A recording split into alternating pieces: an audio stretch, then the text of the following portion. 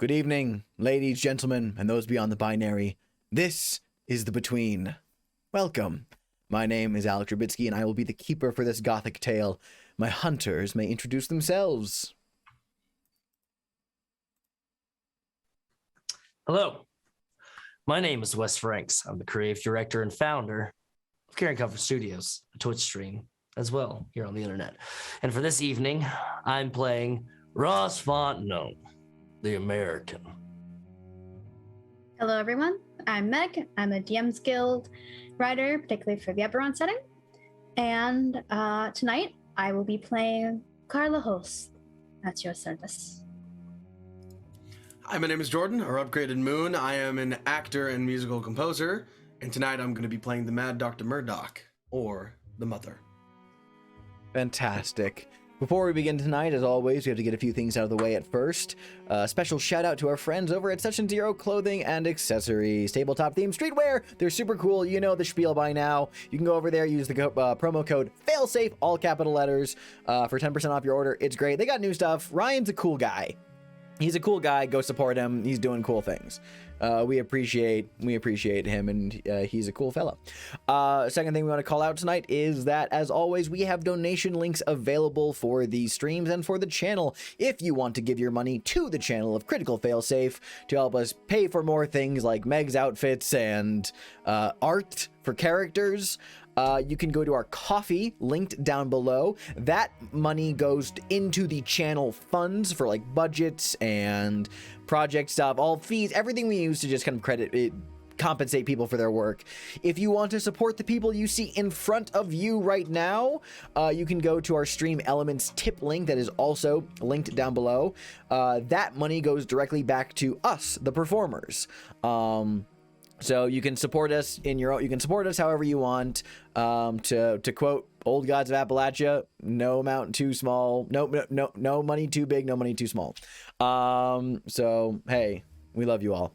I think that is everything at the start of the show. I know I say that every time, but I always have to rack my brain. Like, is there more I'm not thinking about? But I do believe that is it.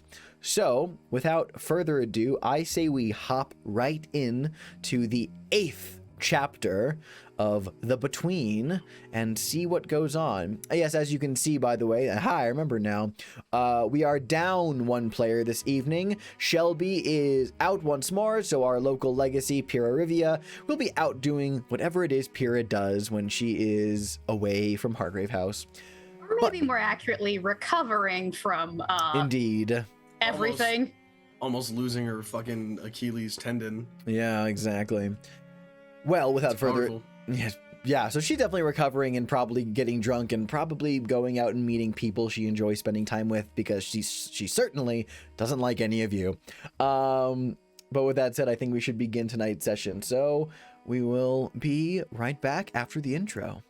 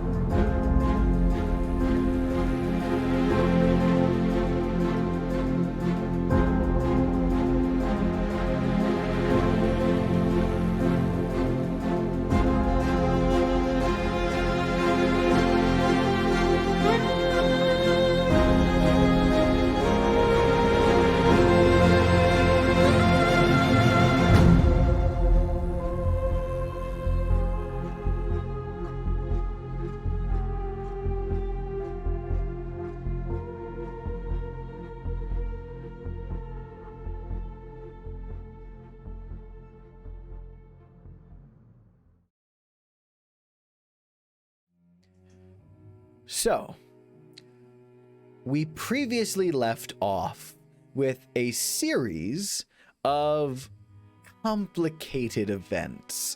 We had found our legacy Pyrrha Rivia bleeding out in an alleyway, having survived her encounter with Obert Fig, Obert the Blade, and stumbled her way back to Hargrave House, where she was tended to by Carla. Meanwhile, Dr. Murdoch conducted some investigations, independent inquiries through Scotland Yard channels to look into Winslow Taggart, the Pinkerton, see what he could dig up on this American from afar, and indeed came across a body at a morgue who worked at the Langham Hotel, who seems to have fallen from an upper story window. And I believe Cal came to the conclusion she had been defenestrated. Let's see. Ross did some also conducted some investigations into the Pinkerton through disguising himself with the help of his new friend, the street urchin Rag. Spied on the old music shop that he had created with it for his clue, and we discovered that there was a kind of chemistry lab set up on the inside, but he was discovered and fled. That night, things got a little interesting because Mr. Fontenot began to transform. Okay, no, just don't lick your lips ever again. No, Mr. Fontenot began to transform into his gator monstrous form, but was distracted and tended to by Carla in a loud, destructive evening of... It's impolite, but I will not mince words. This wasn't lovemaking. This was fucking. This was objectively fucking. In the most hard and honest sense of the word. So that was going on. Meanwhile, Cal and Pyrrha began to look into to pursue Obert the Blade, had found a body strung up in a back alley courtyard, and while Cal investigated it to find signs of anything of interest, Pyrrha was attacked by a trap laid by what you all might surmise to be the mother, La Bella Hortensia Fig. Now, after that, I believe we answered some questions, which we did, yeah. So the questions we answered, we got out of the way. I think we answered 3 questions like back to back to back. We did, yeah. Which was, so first of all, even though that the creature of Cremorne Gardens is now a servant of the mastermind Theodora Brathwaite, you guys answered if it was real or a hoax, and you guys decided it was a hoax. The creature was none other than a body a body modification individual who makes himself look like a Piscean creature and is being used by some third party to pit Cremorne Gardens and Madame Tussauds Waxworks exhibit against one another. To what end, we don't know. We'll figure that out. You also answered that Mr. Taggart, what he's getting up to, he is overseeing the creation of a sort of like street drug that is put within candy, that is also using sugar from like Damascus for its amnesiatic properties. This kind of street drug he's overseeing the creation of. And you answered what victim Obert Fig prefers, which were blonde, physically capable people kind of in the prime of their profession. A lot of uniforms, Navy sailors, policemen, people of capability. And that is where we left off. And we have entered a new day phase. I introduced a new threat, the Watley camera, which, since we introduced at the start, at the end of last chapter, I'm going to just go ahead and reread the flavor text for right now, just so we all are on the same page with it again. So, the Watley camera. The Hargrave House library contains research on the so-called Watley camera, one of the first wet plate type cameras ever produced. People who are photographed by the camera have been known to disappear without a trace. An American scientist and philosopher, Atticus Watley, studied the camera for a number of years and proposed that it was some sort of entity, a demon, or even a god, and that the people who went missing had been transported to another dimension. Watley advanced an idea called the Fragrant Void, a sort of proto-Earth that existed in near total darkness and that was home to powerful entities who were banished by God on the first day of creation. He believed some of those entities could still operate in our world, hidden from view, perhaps through common objects, like the camera. While his research couldn't prove the existence of the Fragrant Void, he did manage to show how the camera caused people to be whisked away to another dimension. Unfortunately, before he could present his work for review, he was killed, his notes were destroyed, and the camera went missing. 1 week ago, a beautiful actress, Penelope Levy, disappeared. She was last seen at the Society Obscura, an exclusive and secretive club for wealthy photography enthusiasts located in a converted townhouse in Kensington. A missing actress wouldn't merit attention from Hargrave House if not for the fact her lover, Bert Broadswell, sent the hunters one of the pictures taken of her at the Society of Obscura, and Jordan so politely added the detail that the photo included shadowy hands reaching around her and grasping at her. So that's where we left off. So, day phase, y'all. What do we want to do? Anyone got any scenes they're looking to queue up today? Yeah. I think Carla's going to look into the Watley camera. Okay. But I'm going to start with a little something unusual. Not going to go with the Society Obscura. Oh, where are you going to I go? think I'm going to seek out a man in a golden sun mask. Oh, excellent. He is a recurring character now, after all. Very well. Excellent. That's what you're going to do first. Ross and Cal, what are we thinking? Well, with the Pinkerton question taken care of, that threat resolving is going to be happening during the night phase tonight. Hopefully, fingers crossed. Let's hope nothing gets in the way again. So instead, I think after the festivities from the night previous, things of that nature, and being focused on Mr. Taggart, Ross is feeling kind of guilty that he hasn't been very present for this whole Figs Pigs situation. Seems that it has led to Pyrrha being injured, and he's dealing with his own injuries himself. So I think Ross has a connection with children, can understands them, and can listen, as a good listener. So I think he's going to start trying to track down Patrick Fig. Okay, cool. You're going to look into that. So I will actually, and as a reminder, just in case it's got lost in the details, the Figs Pigs store is a location you can go to. That's, yeah, absolutely.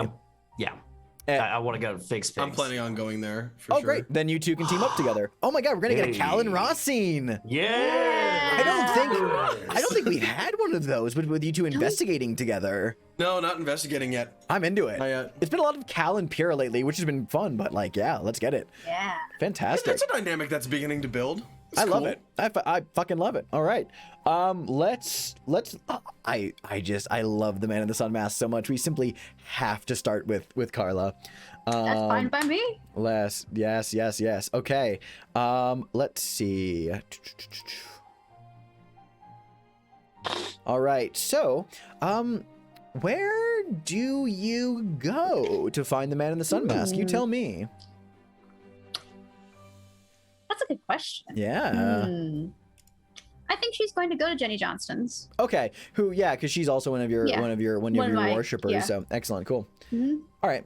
So you'll head down to Limehouse once more, down to the Regent's Canal dockfront area, a filthy area, but certainly I'd say there's probably a different air here now that Thank you. Now that there is the Limehouse lurker has been resolved and Bennett is safely away being tended to by your cult, the streets are somewhat safer. So you find yourself at Jenny Johnston's opium den. Absolutely. So you enter, and the haze is in the air, the plush, comfortable pillows and things to furnishings, I should say. Jenny Johnston is here, so I would imagine that when you enter, she does some like deferential. I think we established that is like on the front floor. She kind of gives you almost no attention, but in private, she's all. But like she does acknowledge your presence with like a deep head bow, but she leaves you alone. But sure enough, I think off to the side, you do see a particular figure in a sun mask. I think she'll just approach. And as she gets closer, is this seat open by any chance? It is always open to whomsoever finds me, Lady Host. My friends have told me quite a bit about you. And she sits down. I have heard very little of you, though I needn't learn from your friends. I have seen you many times, though this is the first time we've been properly introduced. Is that now? Indeed. I hope you'll pardon the mask, Lady Host. I do wish to keep my identity secret for the time being. Don't worry, darling. I'm more than well acquainted with those who prefer a little bit of, shall we say, polite secrecy. Indeed. Though, I hope you don't take this the wrong way. You sound very familiar. I just can't remember where. It would not be the first time that I have heard that. And indeed, we may have met before, but whether that was then, now, or later, I cannot say. You, though, Miss Host, are quite ancient. I have seen you, not this you, but a you in worlds where the sun is new and the old gods still hold court. That was a very long time ago, darling. But it is also quite concurrent. That is the funny thing about many worlds, many times. Time itself is very similar to our own Thames, truly. It flows, but there are ripples, pools, tributaries, stagnant pieces of it. And then it hits the ocean, and well, then all is Mixed not up. exactly. You understand. So to say that you are from a long time ago, well, from another perspective entirely, that is you at this exact moment. But, as I said, many worlds, Miss Holst. Many, many worlds. Well, if you're so versed in worlds, perhaps I can ask you about one in particular. You have my interest, Lady Host. Hargrave House, a very long time ago, came into the possession of something we call the Watley camera, and its connection to the illustrious Fragrant Void. The term, yes. I'm gonna have you make an information roll plus your presence, Carla. Sure thing.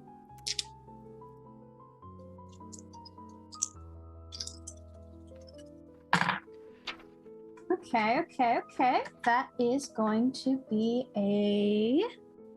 if I've got this right, that's a 9. 9. So clue the complication. Let's see.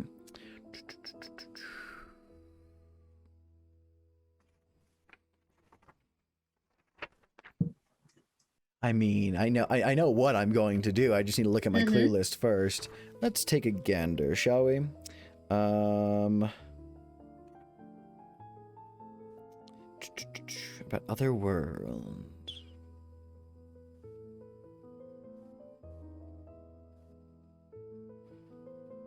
There's so many good clues in the Watley camera list.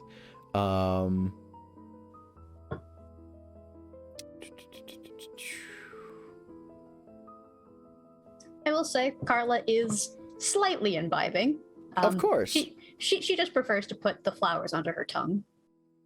Okay, good to know. She's au natural.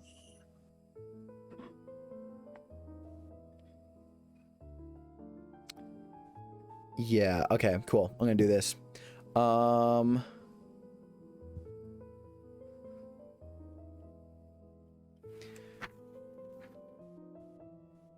Do you mind walking with me, Lady Host? Not at all. Then come. The man in the sun mask stands and sees himself out of the room and leads you down long corridors through various buildings in Limehouse and takes you to an abandoned room with many painted murals of suns and such like. But he kind of like stands in the midst of the room and gestures at a kind of like plush golden divan, you know, for you to lounge on at your own leisure. She takes it. No reason not to. The fragrant void, as you so call it. Watley did have a interesting turn of phrase, you could say. It is an interesting thing, a primordial thing. And there are many places in this world, Lady Host, where this fragrant void touches. Here, the New World. Indeed, I will not bore you with the particulars, but it has a very important part to play in a couple centuries from now, is all I'll say. Really? And he gestures for you to turn away from him. She obliges. Allow me, if it is quite all right, to lay my hands upon you, Lady Host. Very forward. I suppose. It's been an interesting few days. Similarly to Pyrrha so long ago, the man in the sun mask removes his mask and places it on your face. And as the mask settles over you, you see the room around you. Then all very slowly, the colors of the room begin to drain away into just a sepia tone. And then falls away like sand. And you see swirling colors, almost like a Van Gogh painting. Just this vision of other worlds, of suns, of old things that you have not encountered for a very, very long time. But this vision you have is of you see the sands of Egypt. Ancient, buried ruins of dynasties and kingdoms lost beneath the dunes, the tunnels of some ancient temple or ruin, something but a wall of hieroglyphs. And in this vision you see, you hear the man in the sun mask's voice kind of omnipresent around you. I assure you, Lady Host, what you are seeing is there, quite real, just sifting away some of the sand for your convenience. And you see a wall of hieroglyphs, and strangely enough, there is a hieroglyphic depiction from thousands of years ago of a camera carved into the sandstone walls so long ago. The Watley camera, depicted long before cameras were ever created. And I'm going to give you, because it's the standard, I'm going to give you the condition Sons of Another World. Fascinating. You feel a little bit overwhelmed and lost in this tangle of other realities, other times, other dimensions, worlds, what have you. It begins to make you feel a little unmoored from reality, ebbing and flowing like the waters of the Thames. That's your clue. I'm content with that. Excellent. Let's jump over to Cal and Ross. So we are heading over to Fig's Pigs. Fig's Pigs, that's right, indeed. Excellent. Figgy for the piggy, baby. Figgy for the piggy. Let Thank us you, see. Bootsy Collins. God. Let's just take a look here. Oh, and just I forgot to mention this. The mask for... Oh, does the Watley camera not have its own mask? I thought it did. Oh my. It does not look like it does. Fascinating. The Watley camera does not have its own mask. Oh, damn. But Fig's Pigs, the mask of the pig is still available. All right, you guys show up at Fig's Pigs. There it has like there's like a shop front, and like a kind of like a flat that is above the shop, probably where the Figs live, or lived, I should say. Point of order. The reason why you guys are on this case is that Scotland Yard doesn't want there to be mass hysteria over the cannibalism, of these pies. So this shop isn't even boarded up. There is no sign of police presence whatsoever. But there is just a simple little we're closed sign. Sorry for the inconvenience posted up in the window. But where would you like to? I think it's very much like the Sweeney Todd store, where it's like there's like the stairs to the upstairs flat on the exterior of the building, and so where you want to go into the shop first or more upstairs? I think we should do the shop first. Yeah. I mean, we could split. Nah, let's stick together. Let's, Doc. You're getting a little No, I know when people separated before. Feeling a little froggy, aren't you?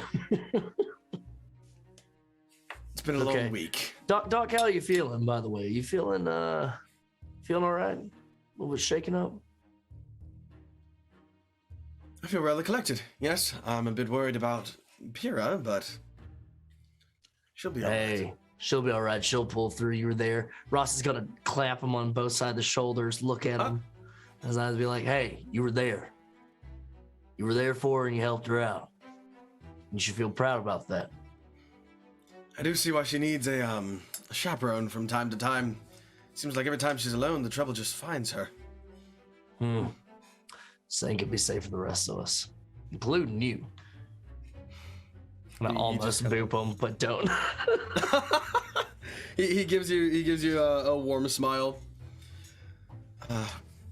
Well, All right. I guess we're just gonna try the door. Is it locked? Front door to the shop. Yeah. All right. It is not locked. Well, it is locked, but Scotland Yard would have provided you with a key Oh, sick. for the investigation. Yeah.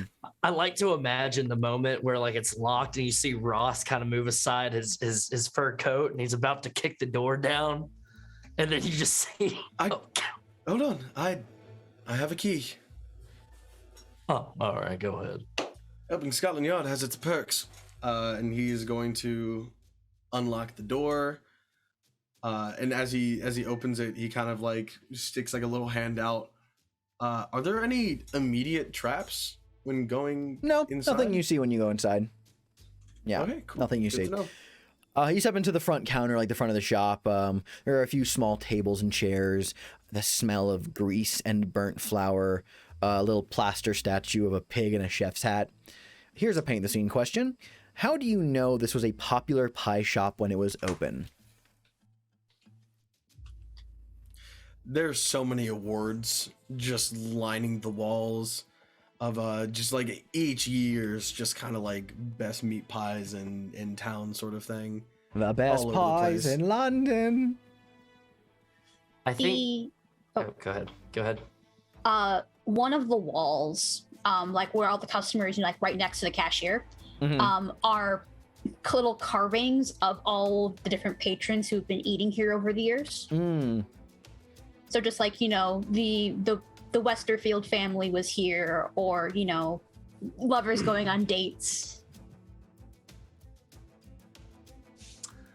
There is behind the counter a shelf that has a series of knickknacks, things of that nature, things, just random things that you'd see that they would display in a restaurant. And there is a little like carved plaque that has two little metal tines on it that seems like it used to hold something. Mhm. And you see it was a golden chef's knife that has been taken away, it seems. There's a dusty outline on it. I like that. That's and- nice. Yeah. And it's just a little reward, but it seems like there's a missing knife someplace. That's very cool. Love that. All right. So, yeah, you got kind of like the front of the shop around here. There's like a little, back behind the counter, there's an archway that leads into the kitchen. Hunters, what would you like to do?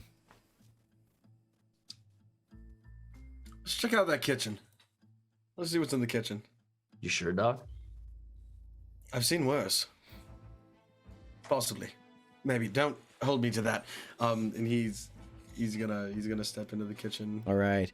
and check it out. Before I follow into the kitchen, can I see if there's any sign of like somebody that's been living here recently, maybe? Yeah, make an Perhaps? information move plus your reason. Oh. Do you have any conditions that would get in the way here? Don't think. Well, do you think shaken would? I think that could affect your mental faculties. Yeah. Jesus. Jesus. Hey, man, I got to go hard on you guys. All right. Whatever. Gotta start forcing us to use masks. Mhm. 6 and a 3.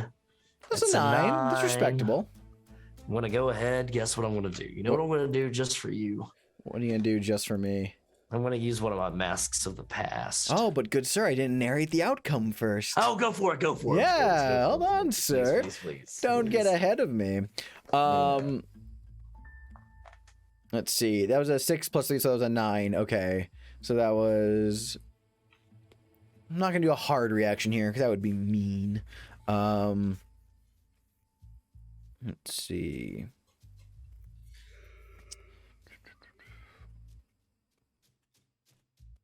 Okay, so here's what I'll say.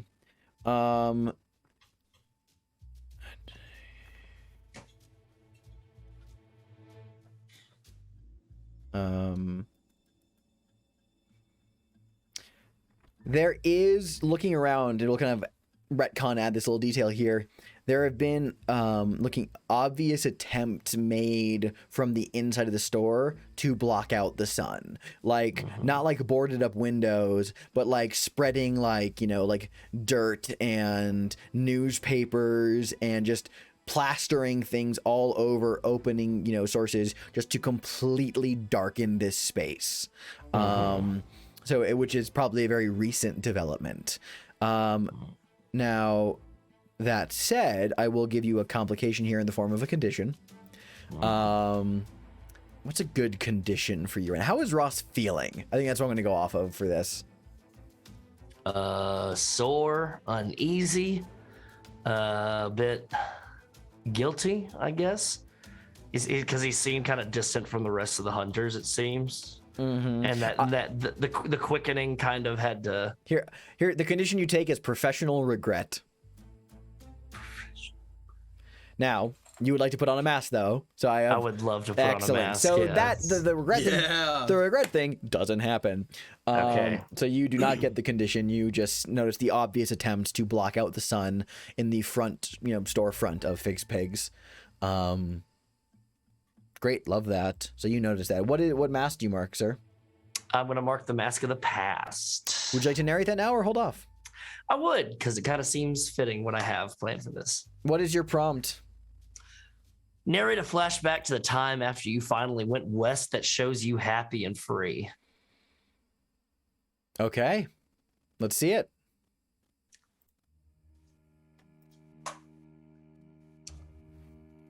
We see Fig's Pigs shop as the camera pans around, as Ross is looking about, trying to look for signs of life, things of that nature. And we see it slowly shift, the wood change, the sun rays shift differently to a different kind of dust. And we hear liveliness. We hear a piano in the corner. We see a bartender behind a bar instead of a counter. And you see Ross playing blackjack with other gentlemen in what seems to be a saloon. He's sitting there, not wearing his fur coat, but he's still wearing a bowler hat, but he's wearing a leather jacket with tassels on it. He still has somewhat of a frontier kind of vibe. And he's playing cards, he's smoking his cigar, and he goes, well, yeah, you see, about that time, once you get a gator right there, right in front of you, there's just now or never. You're only either going to have to grab it, wrestle the thing down to the ground, show some dominance, or you're going to have to get out.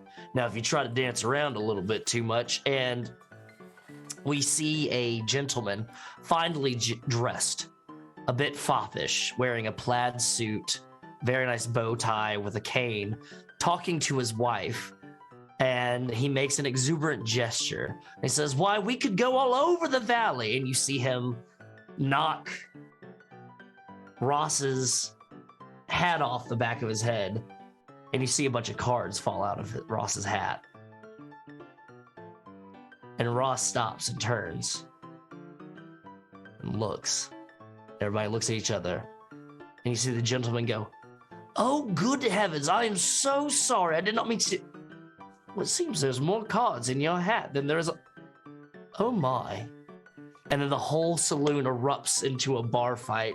People start trying to fight Ross. Ross is fighting people. You see people get thrown through a window. Chairs getting thrown. The bartender just ducks beneath the bar. Glasses flying everywhere.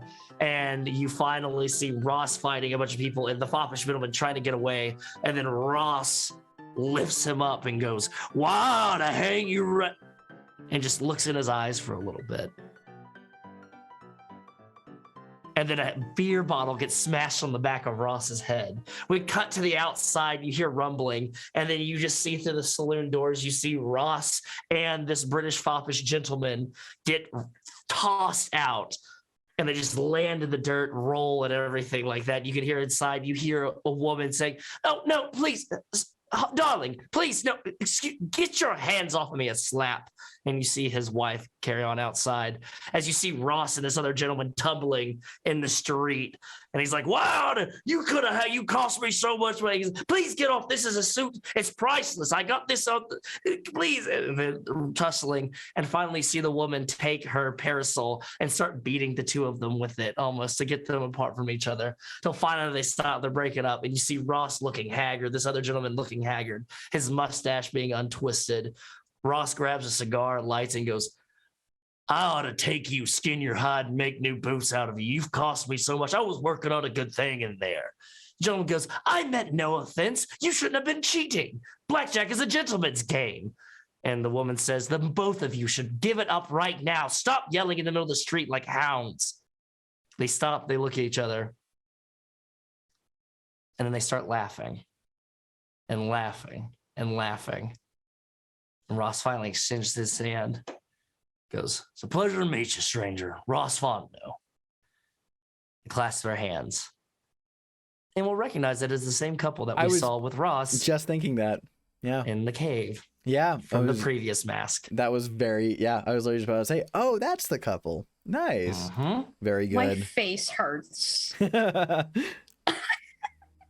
Well, that was you. very enjoyable. I really did quite enjoy that. That was a great mask. Excellent. Thank you, sir. Great. So that's what you notice. Meanwhile, Cal steps into the kitchen. There are bundles of herbs and garlic hanging from the ceiling, an enormous brick oven, a light dusting of flour on most surfaces in here. Here's your paint the scene question. The Figs enjoy working together. What do you see that confirms this? There's a set of knives that have been a little bit tossed around just because, the place was raided. But they are appropriately sized for 4 different hands. And they have been well loved, and they are still together in a messy but coherent set.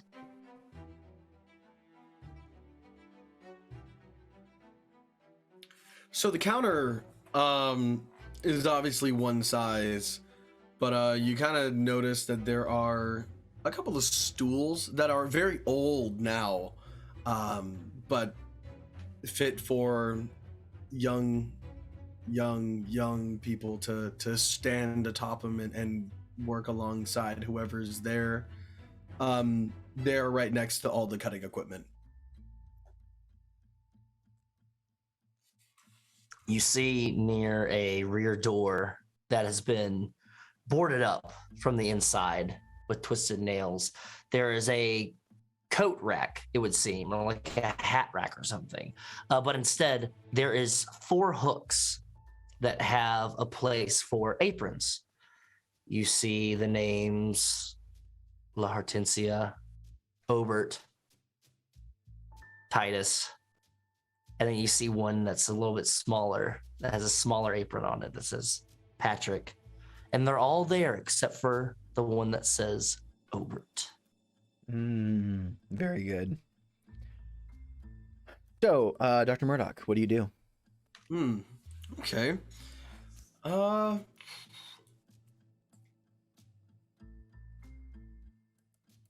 there's like are a there door. any cellar doors? Yeah, I was actually literally just about to say, and there's a door to the basement in here too. Cool. Yeah, that's gonna be something to look for. Yeah, we're just gonna. I don't know if I want to look around this room first, or if I just want to go straight to the cellar. Up to you. Let's go straight to the cellar. Let's do it. Let's see Love what's it. Let's see what's down there. So then, okay, you're gonna head down the cellar. Before we address any of that, I want to jump back over to Carla again, to give her the second clue that she gets from the Man in the Sun Mask, because you guys did make him a recurring side character, so you get extra clues whenever you consult him about extra worlds. Which, thank you, Meg, for reminding me that. Good. That's very good. Yeah. That's why I want to talk to him. Yes, it's a very good use of your time. What else do you get from him? Let's do. Well, I will don my glasses once more to perform this role. What second clue does he give you relative to this?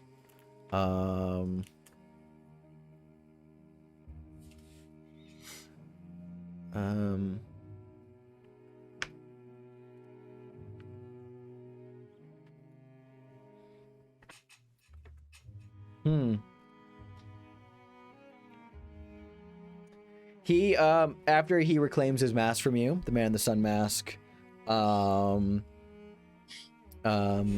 just kind of nods at you and he says, I do hope you found that helpful. It's been a long time since anyone's given me a vision. I quite enjoyed that. I am glad. he walks over to like an old bookshelf in this room and kind of like scans it with his fingers, ponders for a moment, looks at you, quirking over one shoulder. And he pulls a very dusty book out of the shelf and walks over to you, and he holds it out to you. It is this centuries old almanac that details the phases of the moon. And he said, I think you might find this of particular interest in this case, Lady Host. She takes the book and her fingers linger just a little bit too long on his hands, but then she takes it and he just starts slipping through it. Mm-hmm. Fascinating. Wow. And I'll have to take a look at this later. yes, and before you depart, he just kind of nods, and he says, If you find yourself in the Society Obscura, Lady Host, do say hello to Cyrus on my behalf. I will. he nods and sees himself out, and you go on your way. I do. What would you like to do next? What else would you like to accomplish today? At the Society Obscura. Mm-hmm. Okay. Sorry. I was tempted to maybe ask for a vulnerable move since we're all kind of floating a couple of conditions, but we'll Great. see how that goes. So we'll see. We'll clean up with the two of them, and then we'll see kind of what you want to do from there. Great, love that. Yeah. Alrighty, let's jump back over then.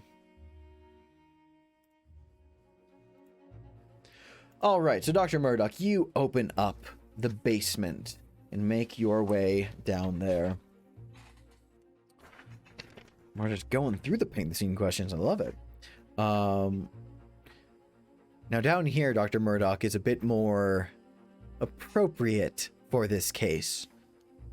Walls covered in streaks of dried blood, a preponderance of bones with bits of meat still on them, written on the walls in ash, all praise the great Hisao.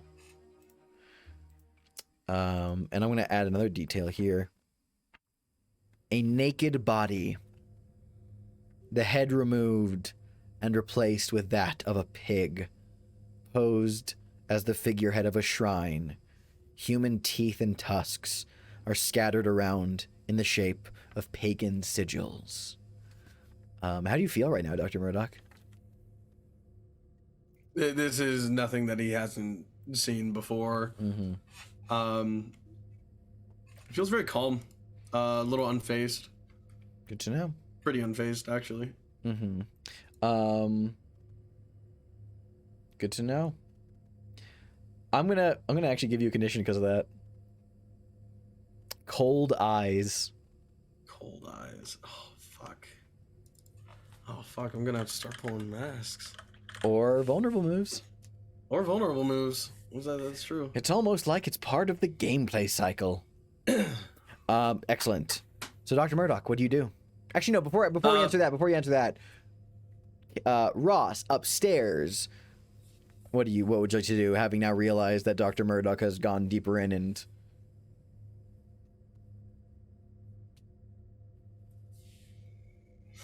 Mm-hmm. Ross is gonna go, that damned fool, and is going to slowly make his way back towards the kitchen. He's gonna trust the doctor. Mm-hmm. He's gonna slowly make his way towards his kitchen, but you're gonna see him move his fur coat aside, and he's gonna unclasp the holster that holds that pistol that he pulled out of storage, that Colt Navy revolver, that 1851 Colt Navy revolver, and is gonna just keep his hands kind of rested on it, kind of having his eyes peeled, if anything, looking for anything, and more so his eyes, his ears, any kind of disturbances or anything that he might hear, might investigate. Okay, so you want to make an information move out of this? Oh, of course, yes, Heck yeah. please. So let's see. All Keeping right. an ear out. That sounds like composure to me. Okie dokie. Like keeping like a level, like heavy concentration. Perfect. I've got a +2 to that. And I think Shaken gets in the way of that. I assumed as much. That is a 8. 5 + 3. The other one was a 6. +2. That is a 10. Okay. I'm so glad I upped my composure. Yeah. That's good. That's nice. That's good. That is very I like nice. that. It's a 10. Okay. You keep a very close ear out. And actually, I'm great you said that because I was hoping to find a way to introduce this. Let's see.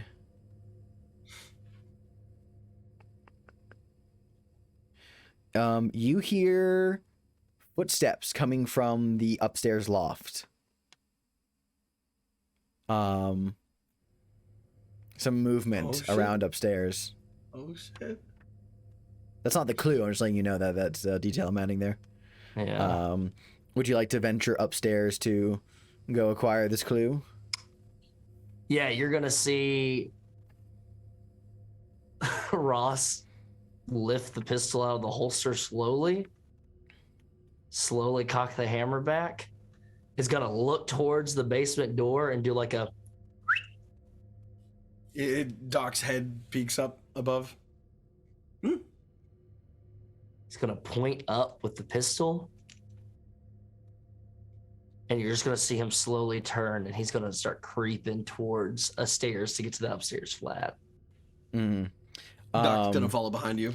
And here is the clue. I'm just gonna let you know that this is going on. There are dots of now dried marmalade making a path leading upstairs.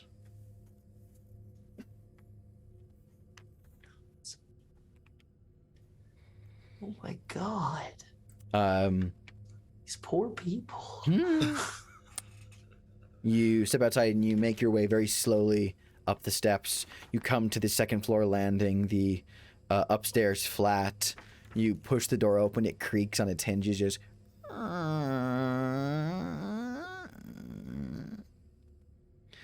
The upstairs flat has comfy furnishing, nice beds, delicate cream-colored wallpaper, the smell of lemon and mint.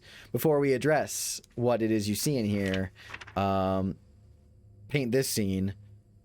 The Figs were a loving family. Looking around, how do you know this? And I'm gonna, and once you guys go back down to the basement, I will give you the paint the scene question for that location. Yeah. Okay. Yeah. Okay.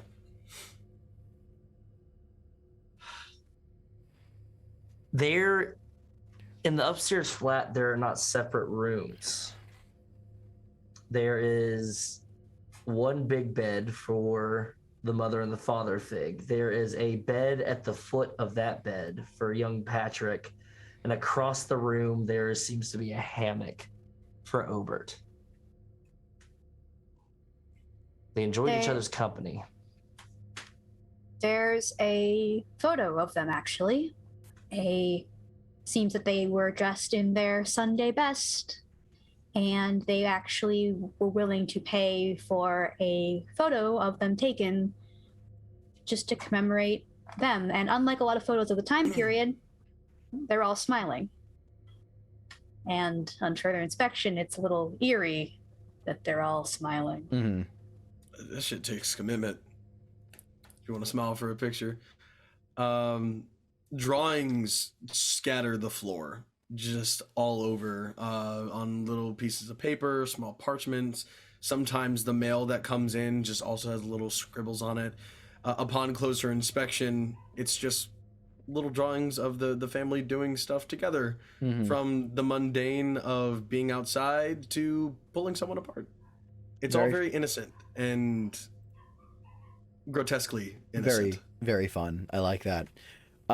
You hear movement coming from an adjoining room. Describe this like approach me. I like this kind of like Cal and Ross framing you guys have established here, like what their approach is for where they hear this kind of like rummaging around sound coming from.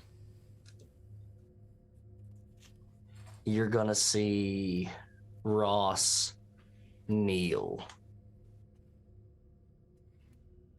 And you're gonna see him, like, he's gonna look, you're not even paying attention to Cal.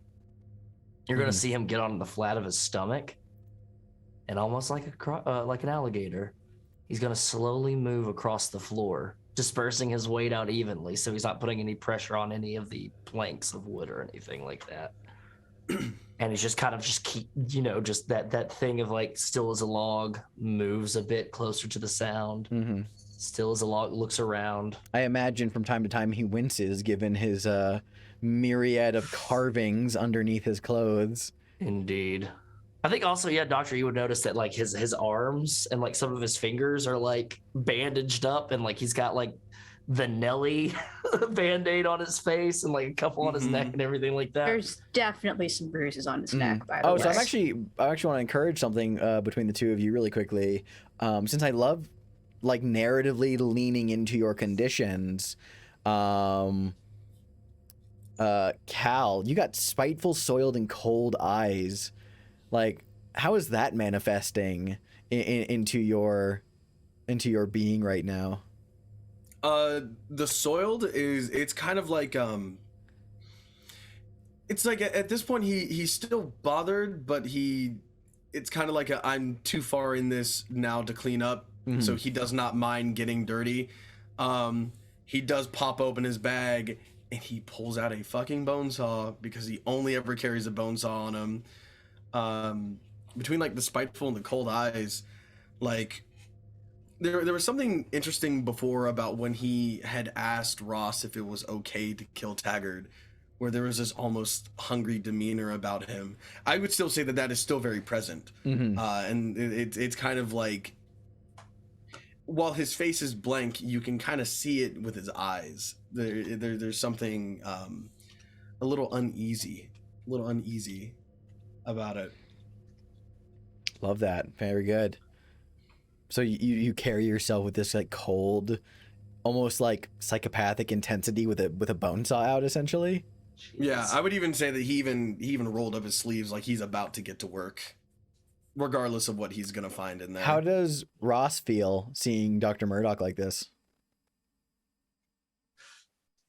Maybe the Doc and Ross should have a conversation later. You I think know, that might be a good we idea. should like have like a heart to heart someplace. a You know, little talk? A little talk. Okay, cool. I'm gonna bring something by the infirmary later. So- We'll have a little conversation.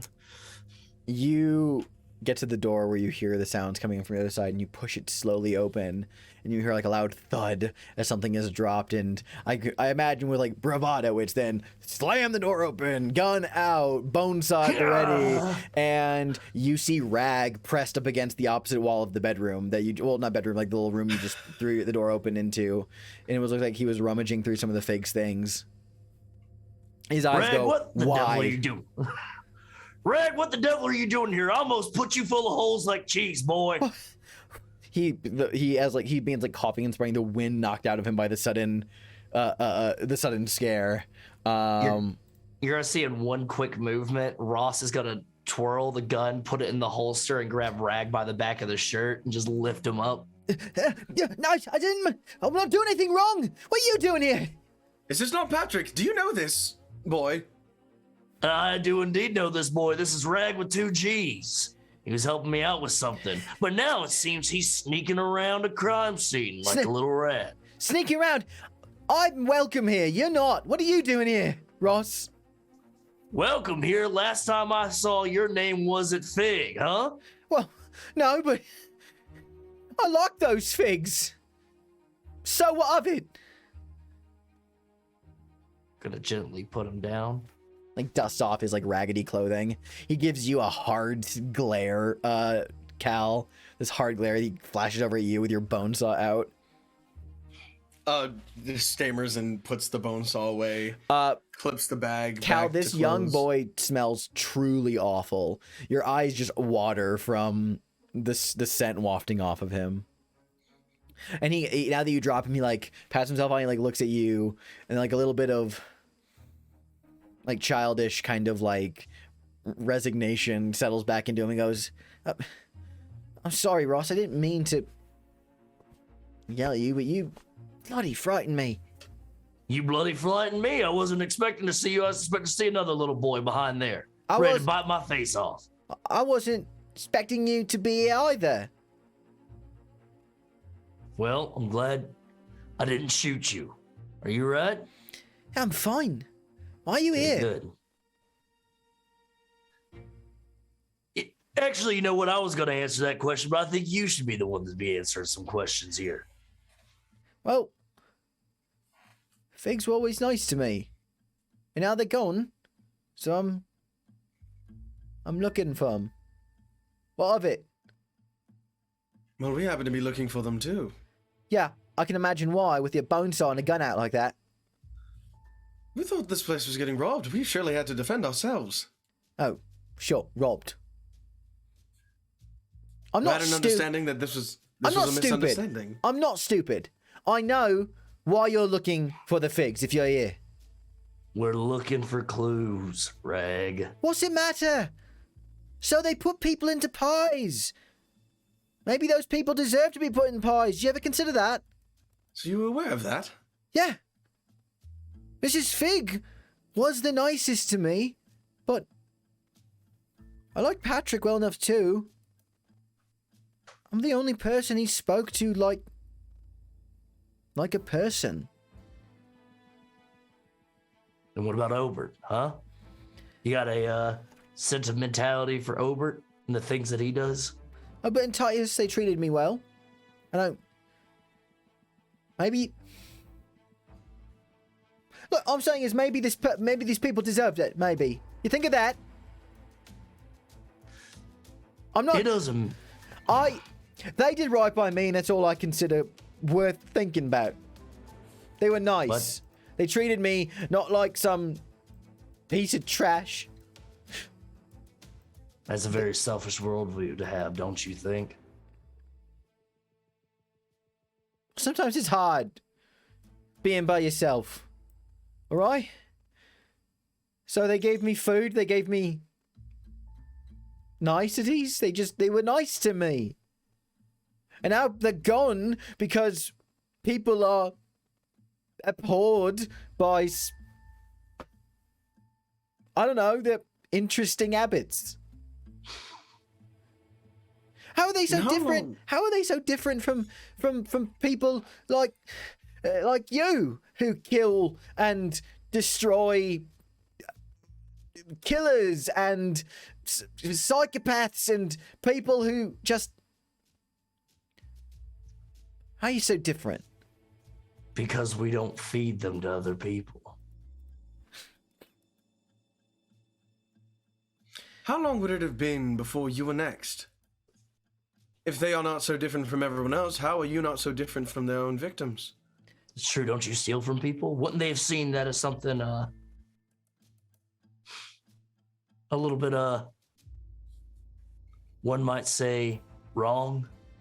I don't know. Mrs. Fig treated me like one of her kids, alright? And that was enough for me. They didn't question me. They were just nice to me. And by me, that means a lot. That's why I like you so much, Mr. Ross.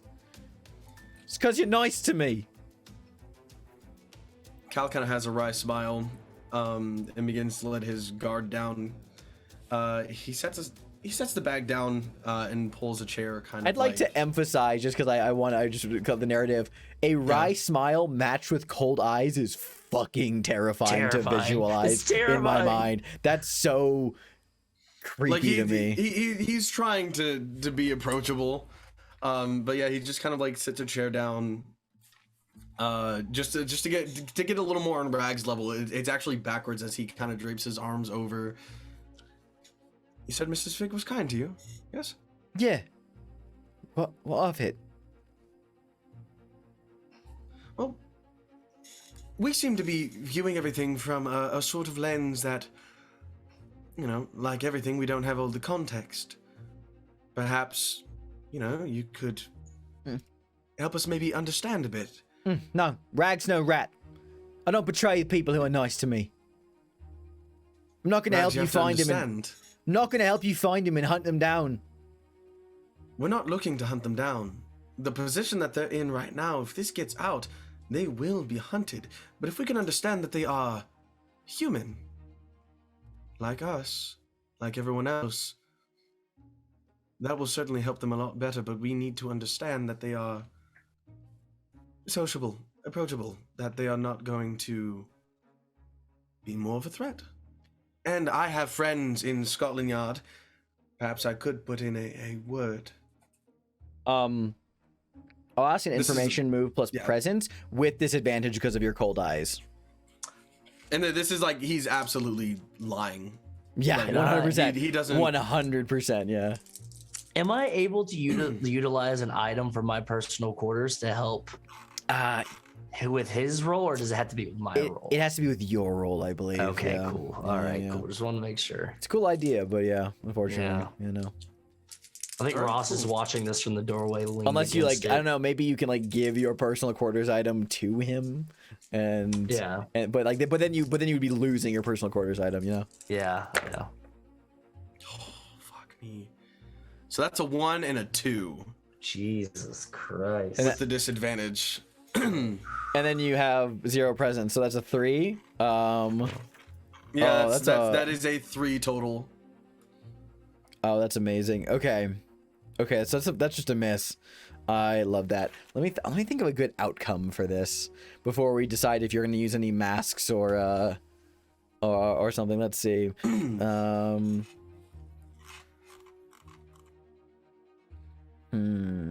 is how you get stabbed by an urge. There's so many good options here.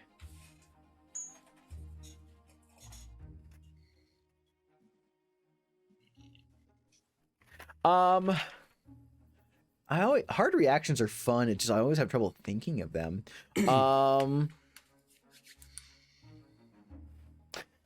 Oh, okay. I'm gonna do something fucking brutal with a 3. Rag. And I figure that this is gonna be overrided, but I'm gonna narrate it anyway. Rag is so off-put by you. He's like, "No, you're lying to me." And you can tell that you're just speaking coldly through your teeth. This young street urchin just gives you a hard shove. And in a panic is going to just book it out of the room, as a child would do, running away from from an argument or something like that. Mm-hmm. And Ross run after him or anything as he's sprinting away from you guys. You're gonna see Ross is gonna move out of the way so that he can run by, and you're just gonna see Ross look dead at the doctor and go, "Great fucking job, Cal." I'm not good with children. And you just see Ross turn and walk and run after you. him. Run after you hear the front door of the upstairs flat slam open onto the brickwork outside. You hear bum bum bum bum as Rag is running away. You can hear him. He's crying and he's wiping his face, all snotty and wiping his face, and he's running away. And what do you do? You call out to him? Do you yell anything as he's running away? I'm like, hey, Rag. Slow down. No, he runs out and he stops halfway in the street, stop and turns around and looks at you and says, No, fuck you, Ross. I trusted you. I thought you were my friend. And a carriage is going to hit Rag in the middle of the street. Oh shit! Oh my! And Rag will be dead. I have to don a mask. No, I have to don a mask. Do you have to? I'm going to. I'm not gonna kill Rag, dude. What the fuck? Holy shit. Yeah, we're gonna don a mask. Personal mask or Mask of the Pig? Do I get to know what Mask of the Pig does before I answer No. that? It just, usually the threat masks are things that everyone gets to narrate to. But you don't know until you invoke it. Jesus. I think I'll save that for a better moment. I'm gonna invoke a Mask of the Past. Do you want to narrate that now, or do you want to hold off and narrate it a bit later? We'll narrate it a little bit later. That's totally fine. Okay, so we're not going to Mean Girls Rag. Holy fuck. And I was having a really hard time thinking, what's a good hard a hard move here? And I was like, oh yeah, there's the kill a side character move. Oh yeah. That's fucking tough, dude. Holy shit. Oh my god. Yeah, that's pretty great. All right, so you'll don a mask, and that reality, for the time being, will not come to pass. Let us see then. So that'll be a clue with a complication. Okay.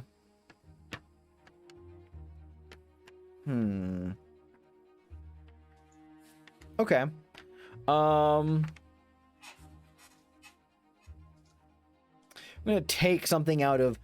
I was thinking I could do a condition. No, I could do something else. I'm like, the scene doesn't feel like the right time to do something like this. So I'm gonna take something from I'm gonna take something from Brindlewood Bay, which is I'm going to take the clue and make it a little bit harder to obtain the full context. You have to do a little bit of work to get it in full. Okay. And can you remind me, like, basically, like, what you were getting at with Rag again? He wants a little bit of information about Mrs. Fig. Mrs. Fig, absolutely. Possibly, just possibly how she was like around him. Maybe a little more specifics of how she is around children, perhaps. Possibly. He takes you. He acquiesces, but he's very suspicious of you, and he does most of his talking to Ross. Ross, is there any other angle you want to work here while this is going on, or are you going to wait to also try and get something from Rag or investigate in some other manner? I want to wait. Okay, I want to wait. sure. I'm kind of watching like how Cal is handling this, and like being like, if I have to step in, I'm gonna step in. But like Cal was already thinking about possibly stepping back and allowing Ross to like. But this is interesting, and I want to see how this plays out. Absolutely. Okay, so he takes you over to like where Miss Fig sleeps. Her bed. There is this like ornate trunk that's kept at the foot of her bed that has like a firm like kind of like lock, and like it's a very nice like ornate vanity like chest essentially. And he goes, "Oh no, one time I was up here and she was stroking this box and singing a little song, and she combed my hair while she did it, and it was nice. And she was nice. I tried to get it open, but it's like properly locked. It's like real tough and shit. Sorry, Ross, didn't mean to swear. You're good, little man. But I don't know. Nothing else, alright? I don't know where they are. I wish I did, because I want to make sure they're alright. Well, as far as I know, they seem to be okay at the moment. Possibly. They certainly haven't turned up just yet. Well, fine. So the complication with this clue is that this trunk has the clue in it, but it is quite locked. Quite locked. Okay. Yeah. How should we get it open if we can?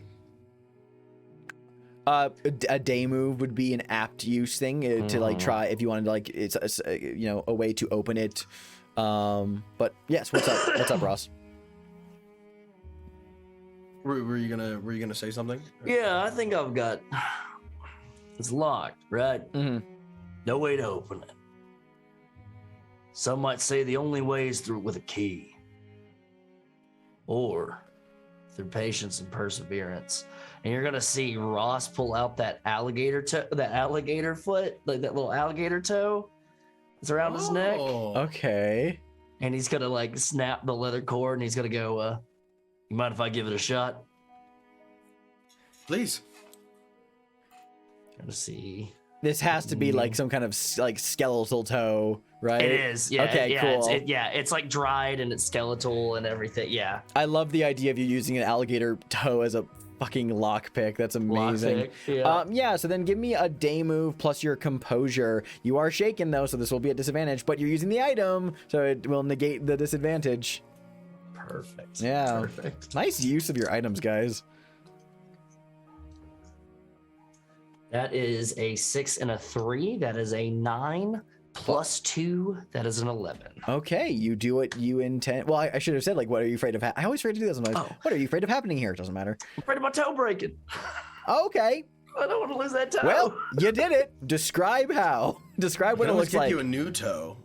You just see Ross being like, let me just go ahead and look in there and just be, well, there's a little maneuver right there.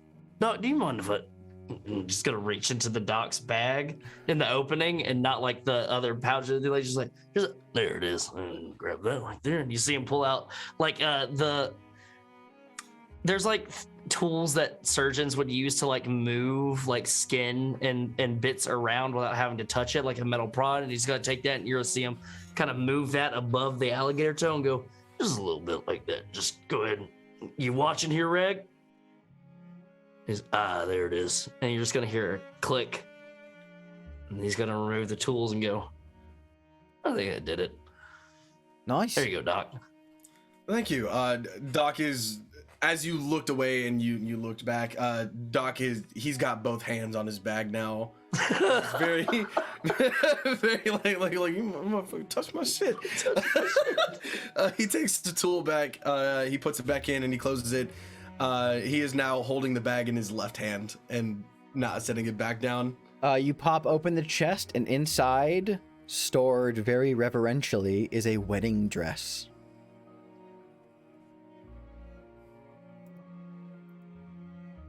Oh. Well, this is not what I expected. Very protective over dress. No? This is a nice dress after all. Well, and maybe Ross might, not Ross, Cal might just like slowly close it back down. Mm-hmm. That might not be for us to mess with. Rag, I'm sorry for startling you. It's all right. And then he like leans over to you, like Ross, and he's like, "Your friend, he's fucking creepy." I was gonna tell him to watch out for you, you know, and watch his pockets and things like that. I'm gonna tell you right now, Rag, you watch out for him, okay?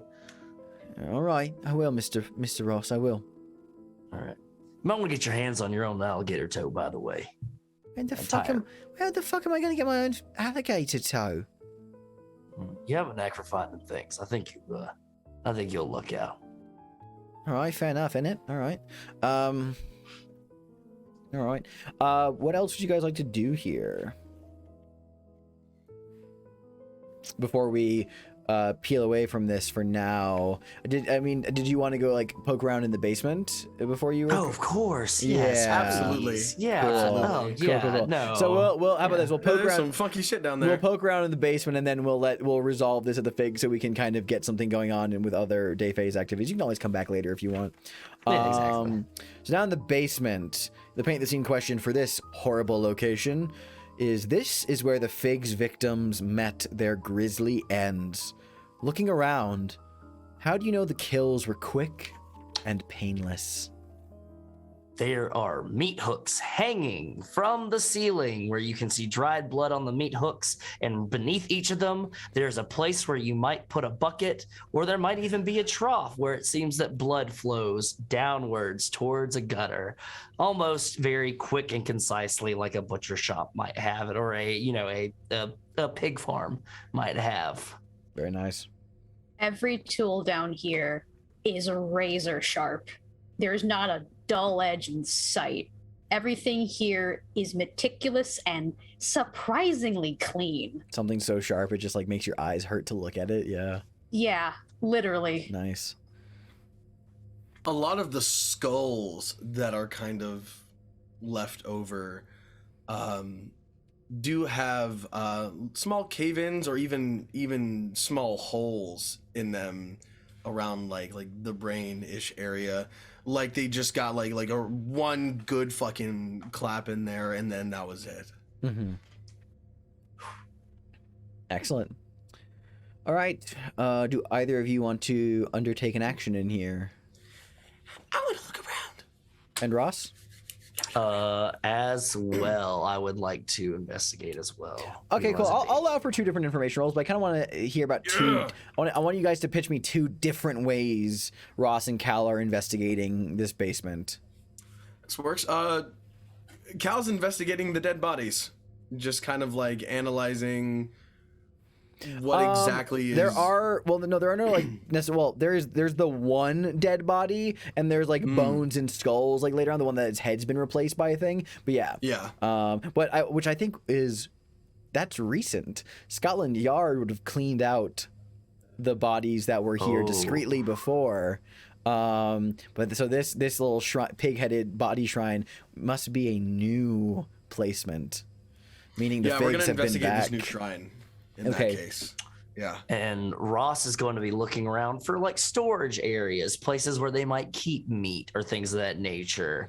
You know, almost like a la Texas Chainsaw Massacre. Might be, you know, like a metal sliding door or something, or like, you know, like an ice locker. They wouldn't necessarily have ice, but they'd have like a cold locker, like Yeah, a cold like storage. like an ice box essentially. Yeah, Which, an ice box. Yeah. Okay. Well,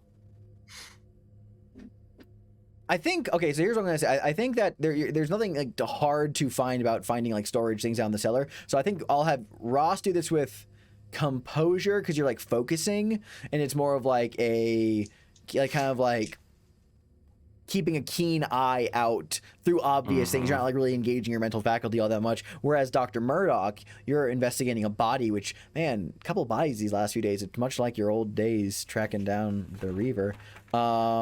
This will be plus reason, I think. Let's see. I mean, obviously, Ross, you're going to have disadvantage on this roll. Shit. And Cal, spiteful, soiled, and cold eyes. I think any of those could be an argument of like how it would interrupt your train of thought.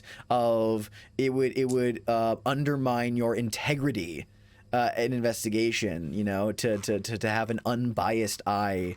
You are numb to the horrors. You are spiteful. You're angry. You're looking for things that fit your particular worldview at the moment. So I'll have you roll with reason at disadvantage unless you can argue for one of your items to come to play here. Possibly the ancient forceps To, as like, he's examining and like kind Peeling of away picking, parts of the body. Yeah, possibly just like picking it up and peeling. To like sift through things, like look at them with like a keen eye back to them and using it to like essentially kind of like ad hoc autopsy. I love that. Okay, you can check if you want. You can check that off and make a flat roll instead. Cool. Give me your rolls, he gents. He pulls out these forceps with like Sumerian writing on them. Oh, that's Just kind of like very like ooh. very like ancient writing. Carla would like that. That is a 2 and a 5 plus, which is 7 plus 2, which is a 9. 9, include the complication. Okay. That's a 5 and a 5, which makes a 10, plus a 2, that makes a 12. Ooh, we get a That makes like a mastermind clue. Heck yeah. Okay, I'll start with Cal first because that's fun. Let's see. There are so many good options here.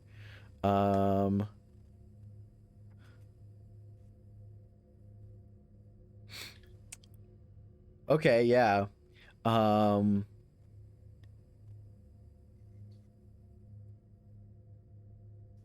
You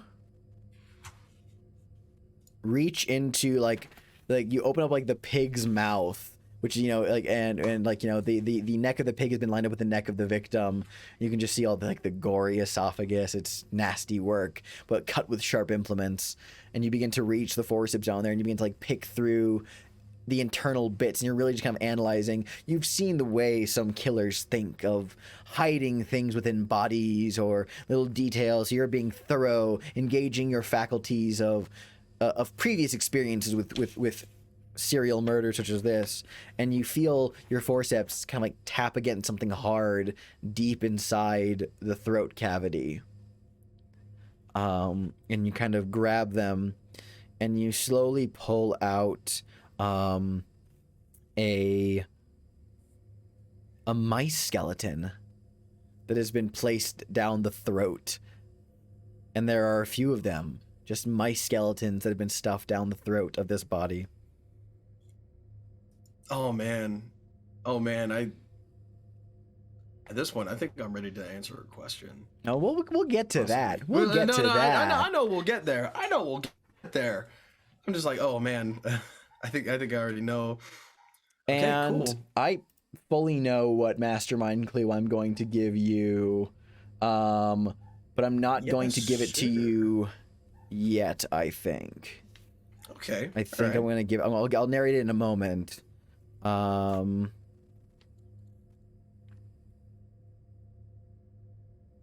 just double checking something real quick.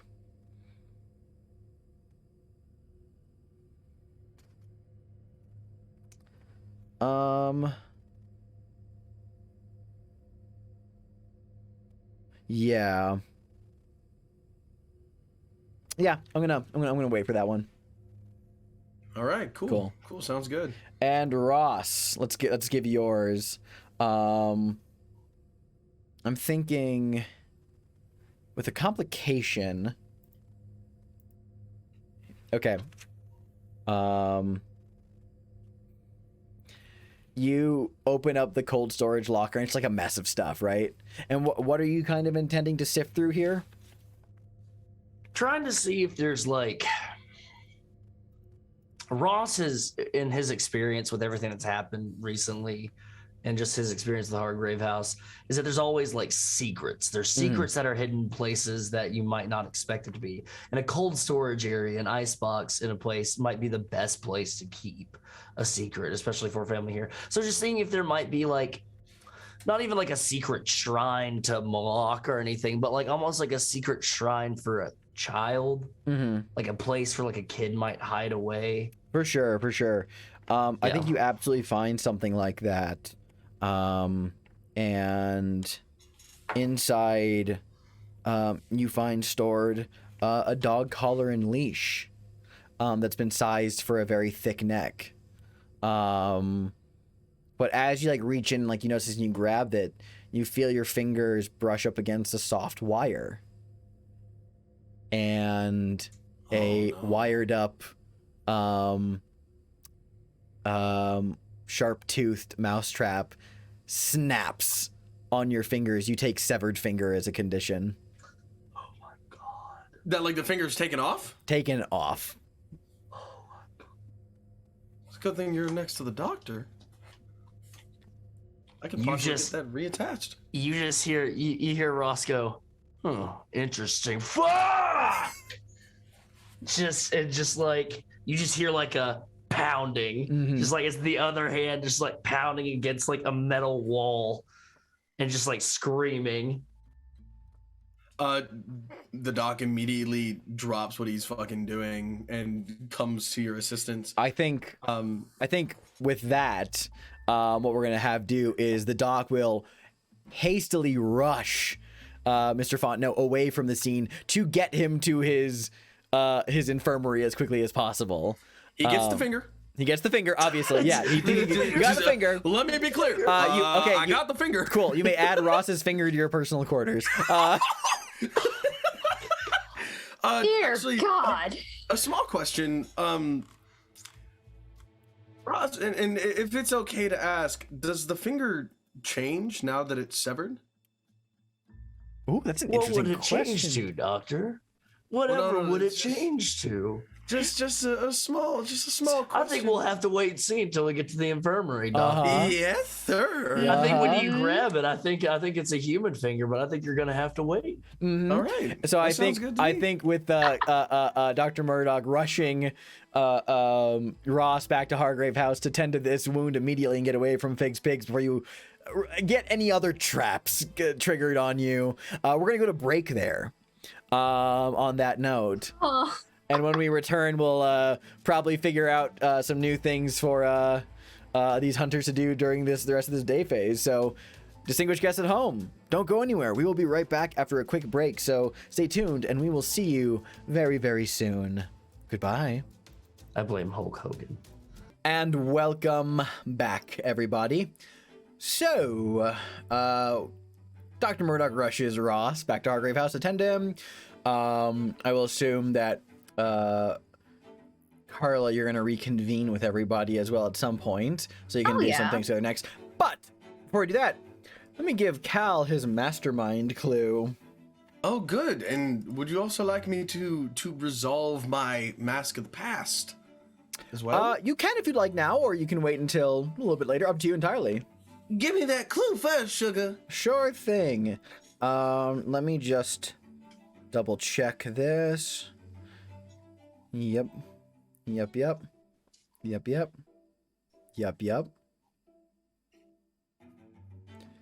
Cal, there's a letter waiting for you when you return to Hargrave House. A sapphire blue card with gold lettering addressed to you. Well, fuck. I'm caught. I'm had. They found out. They found me. And he's gonna open the letter. You have been invited to a party at Brathwaite Hall in 3 Thank nights. God. For 3 nights. In 3 nights. Oh, in 3 nights. I thought it was some Disneyland adventure. What? Cool. Is this one specifically for Doc? That's actually a really good question. I think it'd be more fun if it's addressed to the hunters of Hargrave House. You have been cordially invited to attend a party at Miss Theodora Brathwaite's hall in the countryside 3 nights hence. I'm absolutely shifting it to now just be an open invitation to everyone of Hargrave House. Sure. Yeah, that works for me. I think that's great. I was gonna have it just be you, but I'm like, oh no, it's everyone. Let's get everyone into this. I like the idea of just like, how many people are in Hargrave House? There's gotta be a lot of hunters in there that the current residents make up you 4, and then maybe we know that Pyrrha's uncle is a resident of Hargrave House, but we have not explored that dynamic. I believe he's in and out a lot. He's doing, but we'll leave that up to Shelby to talk more about because I think she's going to angle something with that later. But okay, yeah, cool. But currently it is sparse. You don't even have servants.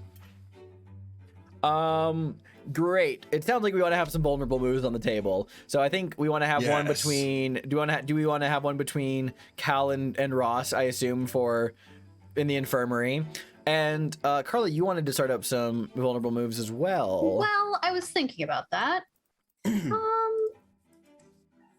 think I'll hold off though. I think I'm going to. I'm going to head off, I think, in the rough direction of this camera The Society aficionados Obscura. club. Society Obscura. Yeah. But she's also looking to see if maybe one annoying man from Chicago is out and about as well. Oh, fun. You want to go meander your way and see if you can find Taggart? Just meander and see if he shows up along the way. I think let's have this be a day move because that sounds risky. It does sound risky. What are you afraid of happening here? She's afraid of attracting a little too much attention. Okay, so with that, I'm going to have this be...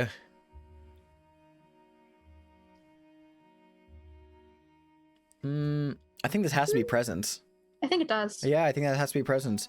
But let's see. I don't think carvings of passion would come into play here as a condition. But I think mostly she's covering up a little more. Yeah, a little more I than think usual. Sons of Another World might, because it might be affecting your sense of self.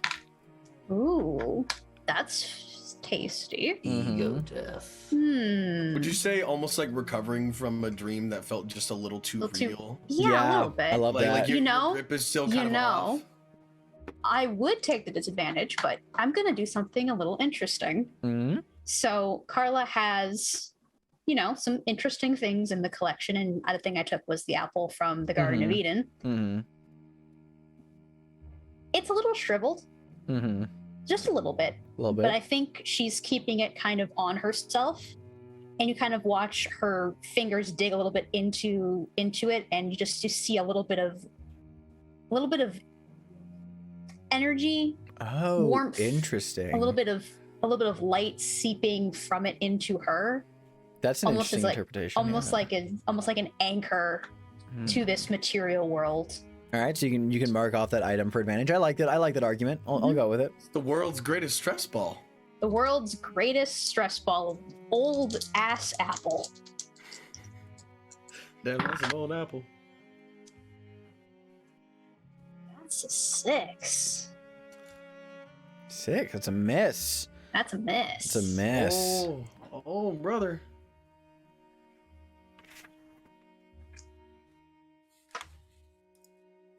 Well, shit. Well, bug. What a Well, pickle we're in. well, Huh, Well, fellas? let me look. Let's see what happens first. Yeah, let's see what happens first. Yeah, you walk through the streets, Carla. The press of humanity on a tight side street. Sights, sounds, and smells from all over the world, cloying, people bumping into you without any care or decorum, just kind of constantly assailing your own physical space. It's a miss, so I'm gonna do a bit of a hard reaction here. Let me consult my list of many things, because this is interesting. Whenever someone rolls a miss, I'm like, what do I do for this? Something spicy. Something spicy. Something to ruin our lives.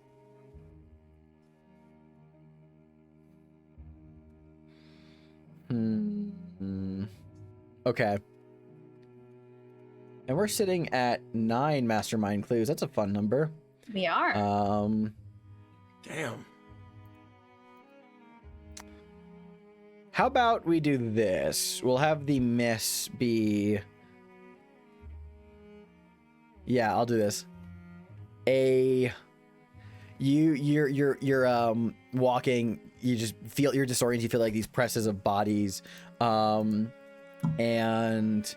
I feel like I should give you a condition in addition to something else I'm gonna do. Okay. Well, actually, I'll ask you, how do you feel?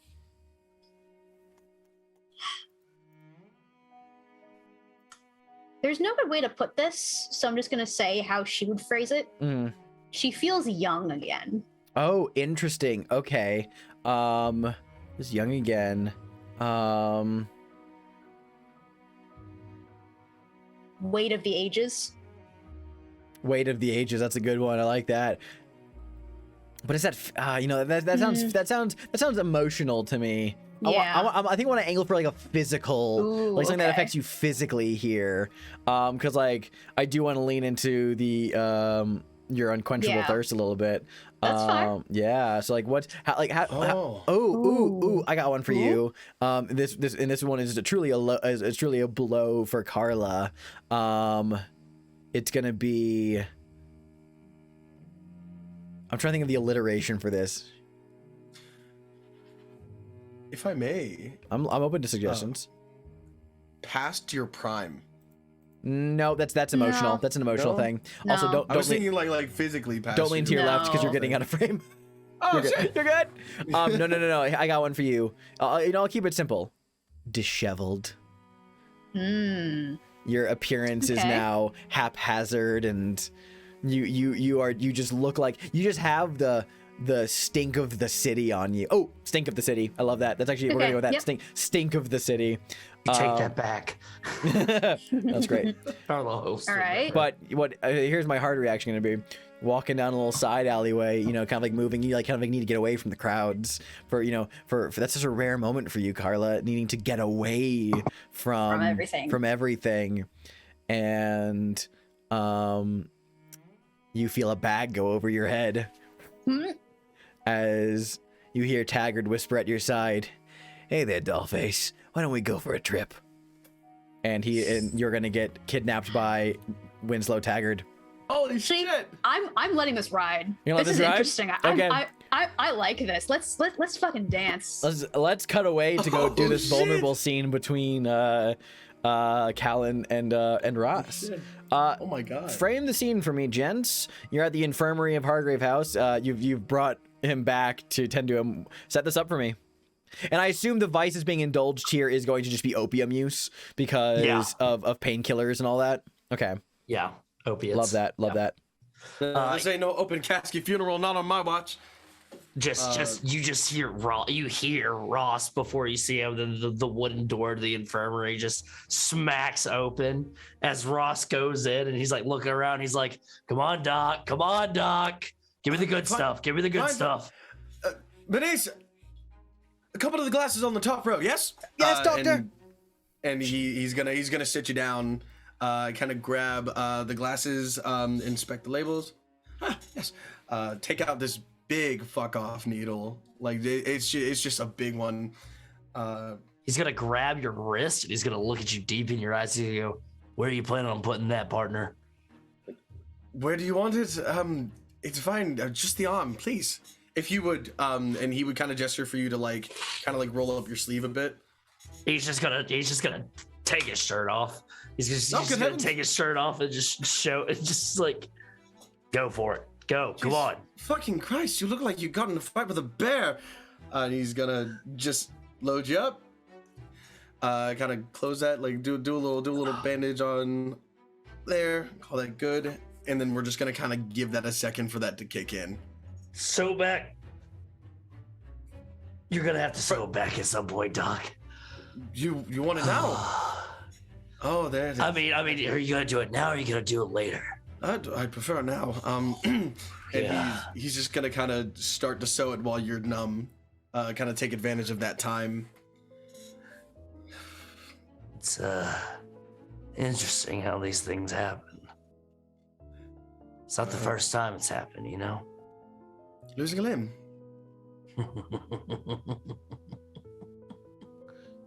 Yeah. Right. And he's gonna continue to sew it together.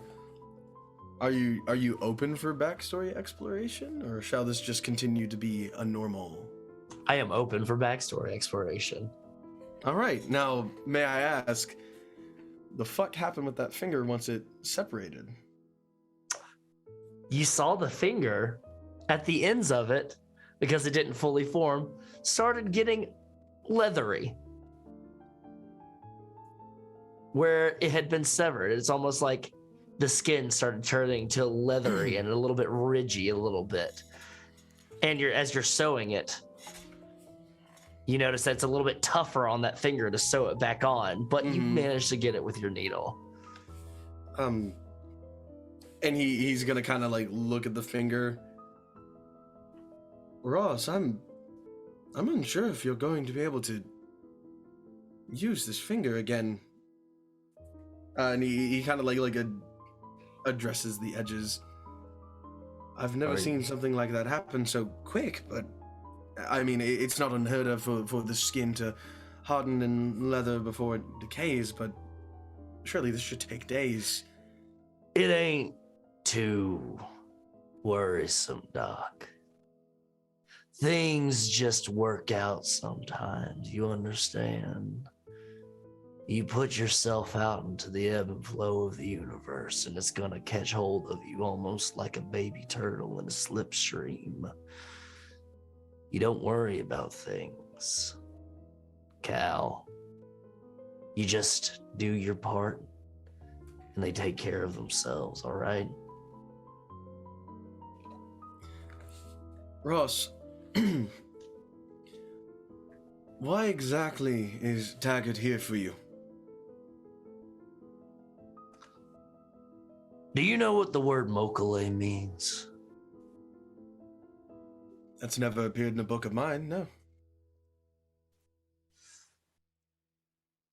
Mokale is an old word. First sign of it was found on a piece of driftwood in the Americas. Going back learning about it. It has properties, ancient. Something about a species that wandered the earth, that had their feet both in the mortal plane and the spiritual plane. But not the spiritual plane as you would think about ghosts or ghouls or demons, something more primordial. You catch what I mean? Like a deity, perhaps? One might say. There's a symbol that was found in different places across the American West. I stumbled across some of them myself. Seemed to be a ridge, almost like a sunshine. You would see just a half circle with spines coming out of it. And for a long time, people just thought it was a sun sign, something that maybe the natives had left behind, something that has to do with a sun deity, or maybe it might even be Mayan or Incan. No. It wasn't a sun, Doc. It was a tail. You know that there's been the first discovery of ancient bones that date back to a long time before you and I were around. Right in Montana. Gruesome, terrifying thing. Has a head as big as this here table, with teeth the size of your face. Something like a dragon. Or perhaps something a little more grounded? A reptile of some sort? Could be. I'm not a scientist, so I don't understand these things. What was your question again, Doc? Why is Taggart coming after you? Let's just say I murdered some people that didn't. It wasn't my place to murder them. Cal. And you're going to see his eyes that kind of got a little misty and everything as he's talking about this ancient whatever. And they get really clear and he goes, I don't like bullies. And I don't like people that pick on others. That are, one might seem beneath them. There was a family out west, started a business. Very nice, very polite. They put all of their money and their hard-earned work, blood, sweat, tears into making this business successful. And there were a group of people that took advantage of it. They would use it, abuse it, destroy the place, cost them so many damages that it just pile high, stacked like cornwood. Fortunately, one night I was staying at the establishment, enjoying myself, when the group that was abusive decided to strike again. Unfortunately for them, I was there. They didn't mess with that establishment anymore after I was done with them. Right. They didn't mess with any establishments after I was done with them. I assume you mean that you dealt with them. Yes? I eviscerated them.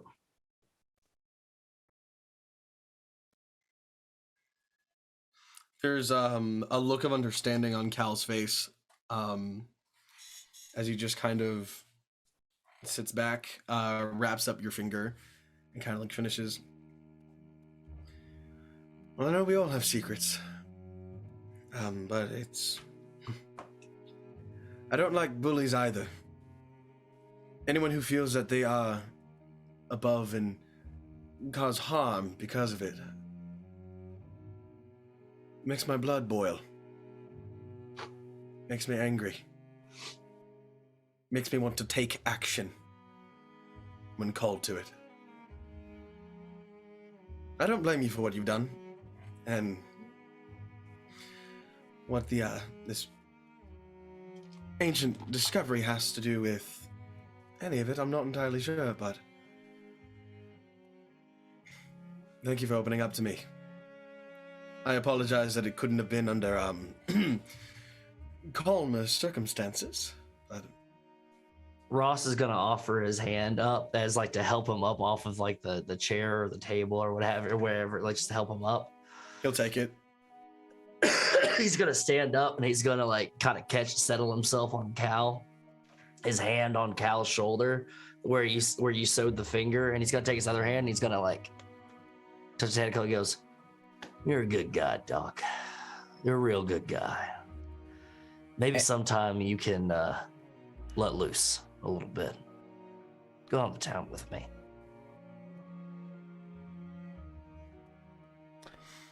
And he kind of gives a face and a look, but the look does just kind of scream, "No, no, I'm not." Fascinating. All right. Well, because y'all were in the infirmary, you can clear one condition and one physical condition. So I think that physical condition for you, Ross, is severed finger, and that physical condition for you, Cal, is probably soiled. Yeah. So, and then you can also clear one other condition you feel like is appropriate to clear in this scene. Shaken as well. I think that conversation kind of grounded him a little bit more. So those cold eyes are kind of gone. He got to warm up a little bit. Love that. I will give a note just as a little treat for Cal. As you see Ross leaving, he kind of like stumbles out and he like grabs his shirt and he stumbles out and he's like whistling and he like leans his hand up against the doorway, the wooden door frame, and you can see the severed finger that you had just attached like moments earlier. That leathery skin is no longer there and it looks almost like a fresh cut, just like almost like a cut had just like somebody just perfectly taken a scalpel and cut just right around the severed finger. But almost for a moment you're like, is that celery growth for a little bit? And you're like, nah. And then he just stumbles on out. And yeah, he's gonna dismiss that. I ain't seen shit like that before. That's maybe Excellent. I need some opioids. We had to jump over to our friend Carla. We definitely do. We I'm gonna absolutely have to. What the fuck? Which song do I want to put on here? He's gonna regret that. We'll have it be a little dramatic for now. So you feel yourself be manhandled and dragged and pulled away. Do you do anything to fight this? Or are you just gonna let him take you somewhere?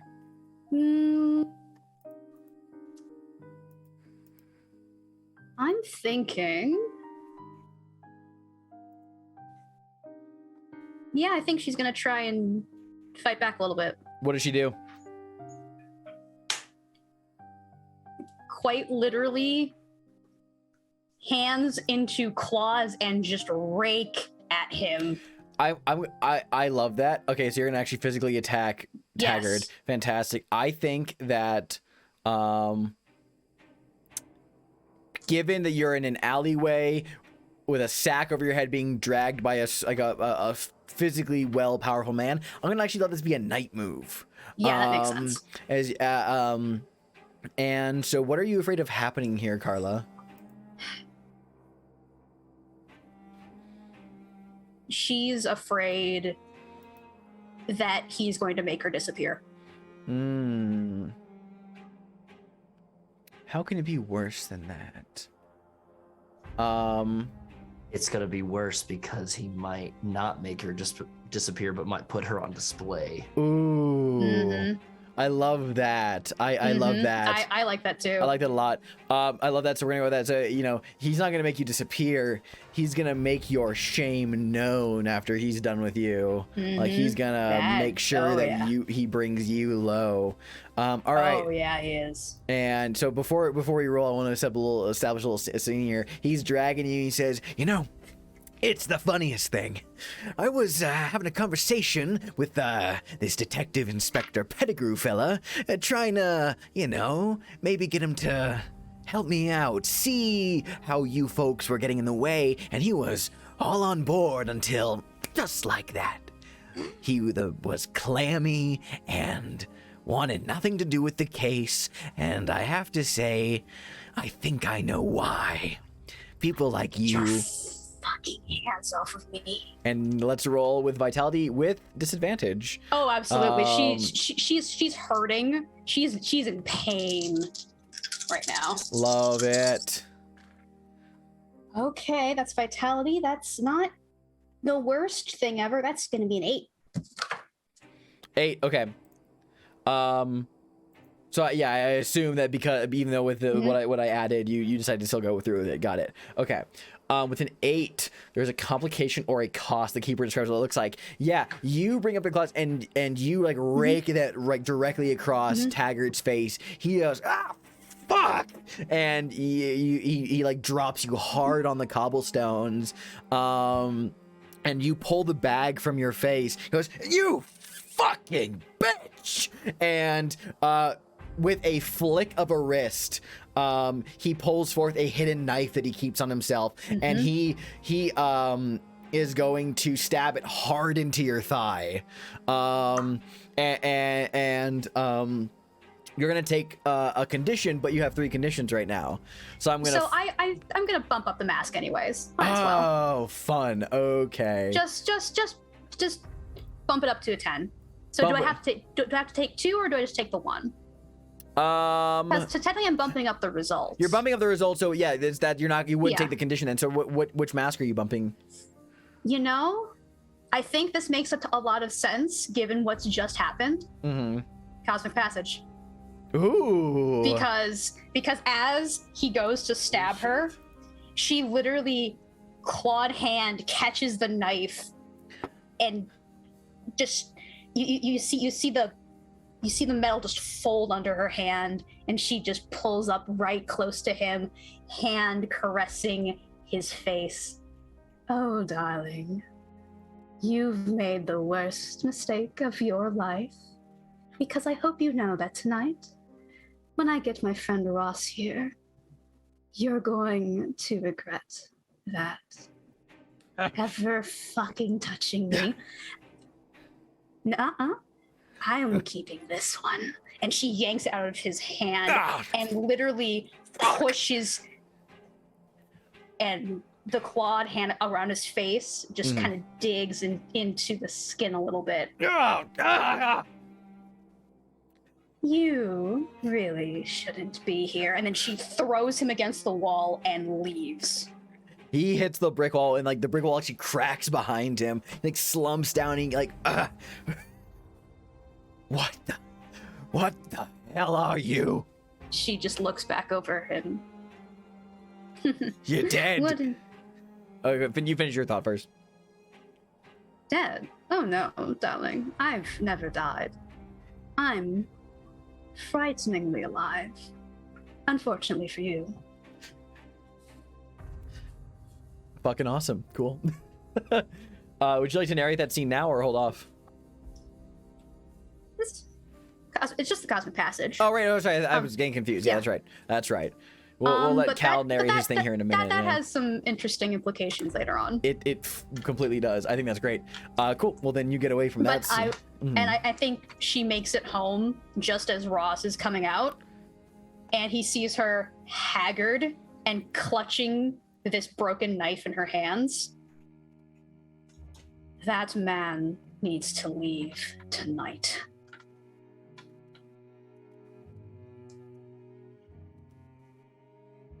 Consider it done. He's gone. All right. Are you okay? I think he was going to string me up on a hotel balcony.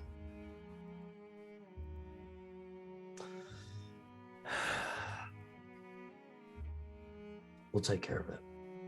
Tonight. You need anything? I need a shower. Excellent. Dr. Murdoch, why don't you narrate that mask of the past that you marked for us? What was the prompt you had? So the prompt is narrate a flashback to the first time you experienced love for the person you lost. All right. Take it away then.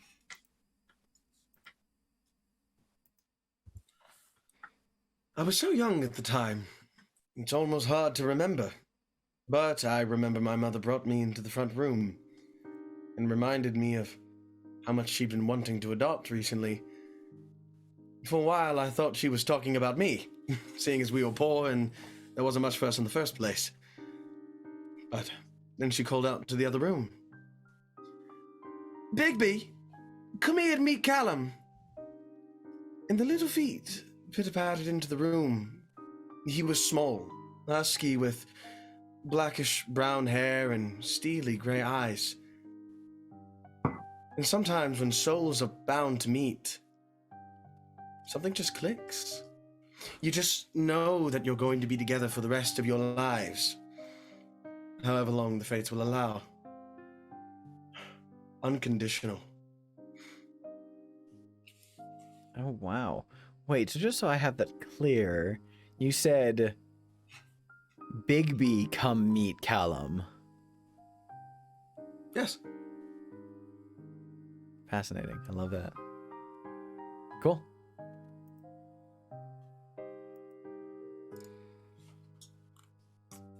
Oh, tight. Cool. Very spicy. Cool. Yeah. Let's see. Is there anything else any of us want to do with the rest of the day phase, or are we ready to like kind of like move on into a dusk phase to set up things? I'm ready to move on. To answer a question. Oh, okay. You know Okay. what? Let's do it. Yeah, let's do it. And Ross, you have nothing else you wanted to do? Nah. Okay. I think after having that finger sewn on and seeing Carl in that state, I think Ross is I think it's time to get ready for some night work. Oh, I love night work. That's my favorite thing to do. Not your kind of night work, dog. Not Different kind of your night work. Fuck. All right, hunters, we gather to answer a question. Jordan, what question are we looking to answer now? So I was thinking, honestly, if you guys are up for it, we could possibly answer two, but the one that I would like to answer is what kind of animal does Patrick Fig think he is? Oh, interesting. Okay. Okay. And my first hypothesis is that he thinks that he is a bat.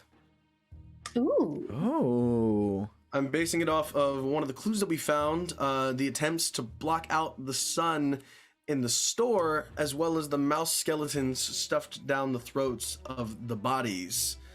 I think, because mice are prey to bats, as well as bats being sensitive to sunlight. I feel like those two kind of line up, but I'm open to anything else. My first thoughts were he could possibly be a mole, but moles don't hunt mice. There's a lot I of like animals that too like mice, because though. the dog collar and leash is too easy. The dog because it's also made for a thick neck. That's too easy. That's I was actually thinking instead of a bat, and it's a similar, nocturnal animal, but maybe like a wolf, because the mouse skeletons are shoved down a creature's throat. It was trying to feed them, trying to feed the dead body something. Interesting. Okay, that's an idea. Oh, how about this? Okay. How about an owl? Oh. Something nocturnal Yeah. that feeds on mice. That's a cool angle. I like that. That's cool. I like the idea of him thinking that he is an owl. Like that too. I like that too. I like that too. Oh. Owls leave behind pellets. That's what the marmalade is. He's like leaving behind like parts of his kill, but it's instead of sweet candies and sweets and sweets. little bits of the Like, jam. All right. Like he's All living right. in the fantasy a little bit. Mhm. Yeah. Yeah. Yeah. Oh, dude, I love that. I love that. Yeah. That's great. I think we can work with that. I think we That can too. absolutely work with that. It's all in favor? Do you want to roll for it? Sure. I can roll for it. 2d6 plus 1 then. That's a great yeah, deal. because we use an extra clue. too. Yeah, 2d6 plus 1. What'd we get? That's a 9. That's a 9 there. Oh, so there will be Ooh. some kind of unwelcome complication with the clue. I'm gonna have to think about that for a minute. Take a look at the Fig's pig sheet for a second. Wait, no, it has the +1, yeah? Yeah, the plus Yeah. 1. 2d6 plus Okay, 1. no, that's a 10. Sorry. Oh! Okay, so you're right.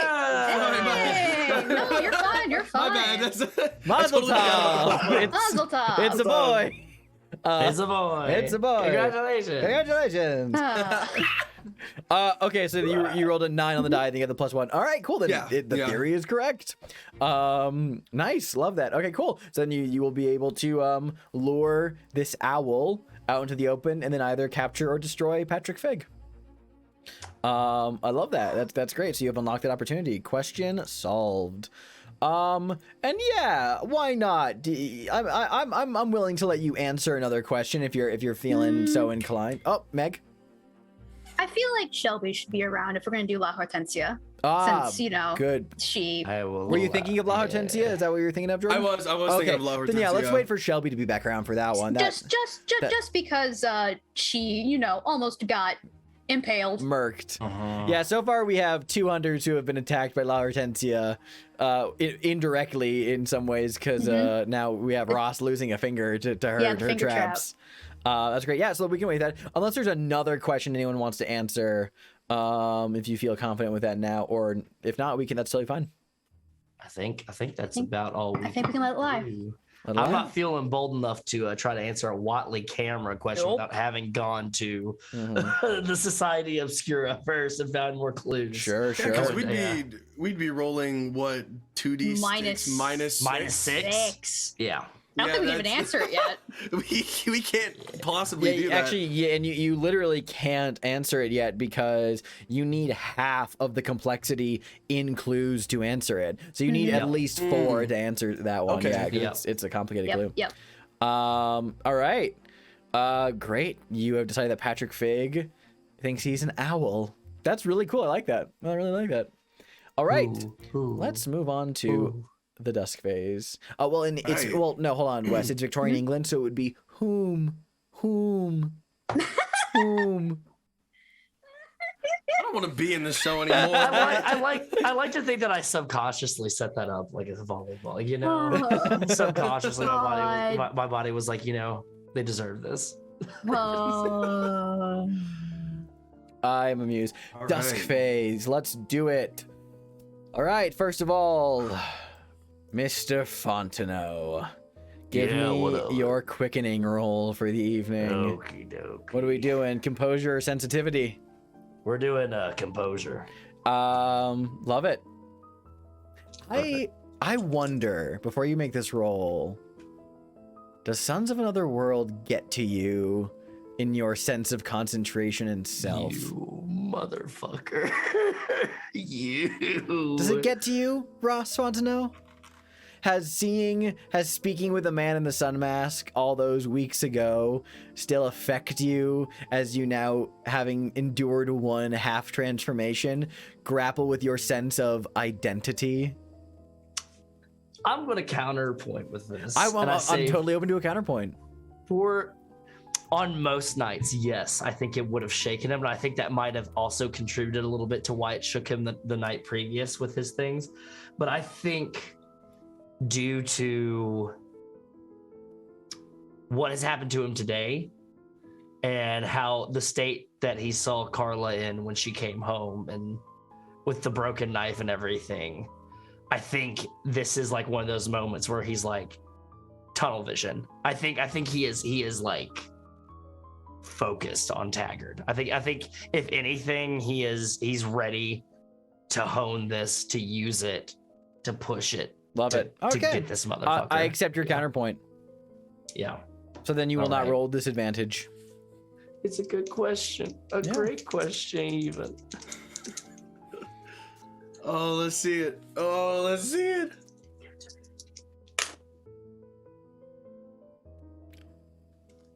That is a 5 and a 4.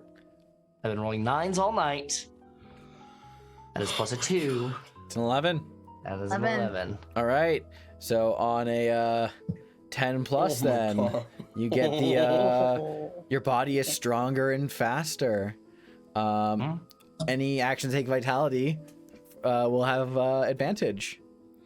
Do you want to bump this at all to get a 12 plus, or are you feeling content with the 10? You know what? The 11. Oh, Let's do it. which mask? At 12. We're gonna use Mask of the Pig or one of your personal masks? We're gonna do one of my personal masks. Oh, 'cause I kind wow. of want everybody to be here for Masks of the Pig. Okay, fair enough. I'm with it. I want to go ahead and mark the Darkened Threshold. That feels extremely apt. Yep. And that does what for you? Narrate a scene in which you hurt an innocent because of your curse. Would you like to narrate that now or hold off for a bit? I will say, let's do it now. Okay. You see now, and as I think as a reminder, because I at least in my personal interpretation, Masks of the Future, these narrative scenes are in the present day. Yes. And so like, yeah, let's roll with that. Set it up, my dude. You see a possibility, a fragment of what could be, a fragment of something that might have come to pass, not a moment too long ago, where the good doctor is working to reattach Ross's severed finger. The thing is, he didn't apply enough opium. I actually will humbly stop you right there. I like the angle of this, but I think what I'm going to make a personal ruling of here is the Darkened Threshold is a very real, not alternate timeline of how you yourself have taken a darker turn in your life. This is a very real thing that has come to pass. Okay. So it can be. I got it. I've got it. He's got it. Okay. Okay. Yeah, I was gonna say I'm more than happy to invite something does actually happen to Cal while this goes down, or his assistant. But you take it away, Wes. Or Bernice. We see Ross getting ready for this evening. Mm-hmm. He's moving about his room, a little bit more focused than he was the other night when he was throwing shit around because he couldn't find his opium supply. But instead, you see him steadily not needing it, and he's grabbing things, his holster. He's grabbing whatever he can, and he starts making his way out. He's not even going to wait for everybody. He's gonna meet everybody, or he's gonna meet Carla later. But he's going to the hotel because he wants to know where Taggart is, and he wants to follow him. He wants to stalk his prey like an alligator. And so you see him moving and making his way through the streets into the hotel, and he slips in through the back door. He doesn't want to be seen. And you see him wait down the hall from Taggart's room. And we see a man in a hat with Taggart's stature leave the room.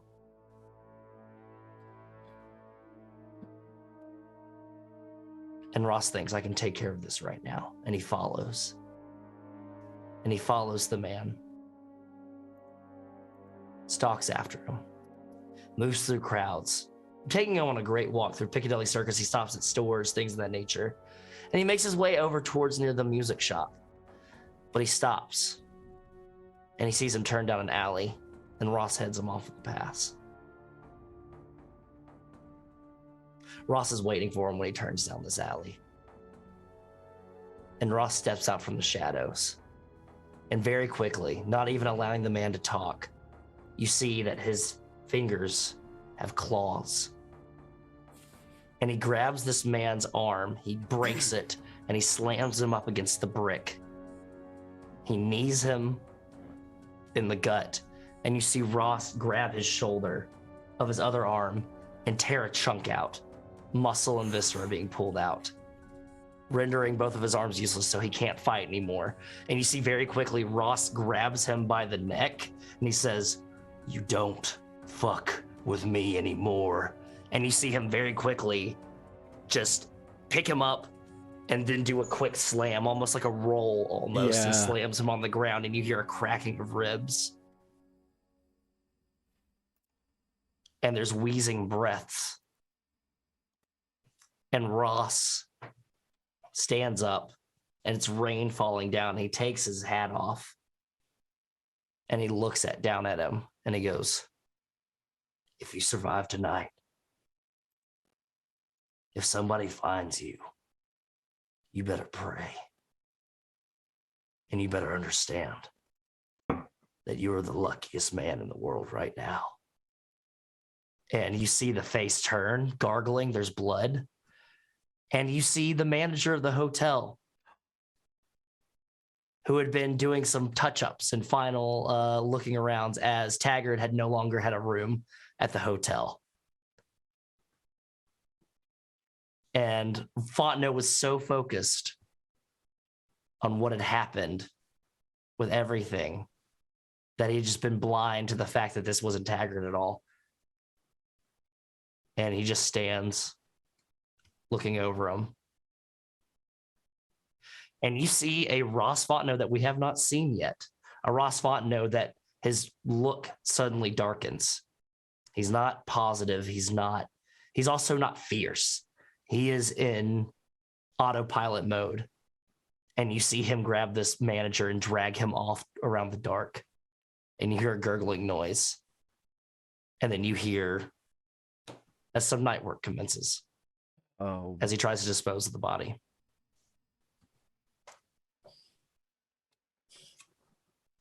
So passes Randall Mayer from this mortal coil. Okay. Damn, son. I love darkened threshold. Whooped his scenes. ass. All right. Thank you, Ross. Well, in Huh? that case, let's go Ooh. back. Let's continue on then. Thank you.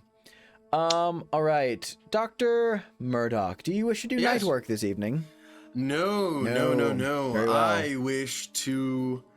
Don't tell me yet. Just no night work then. Gotcha. Yeah, no night work. No night work. And Carla, you Got 2 to remove today. get to remove 2 conditions. I don't believe you scar your condition multiple times. I think it's just the once for all the physical conditions are I removed. think so. I think that's the way it's worded. That's Yeah. fine. So you can heal and scar your Yeah. reflection. So how does your reflection get scarred? So there's someone that comes in as Ross is leaving. Mm-hmm. It is a fine young woman. Her name is Marianne. Okay. Yes, the same Marianne from before. Yep, from before. Yes. And she goes into Carla's room and she helps Carla into a bath.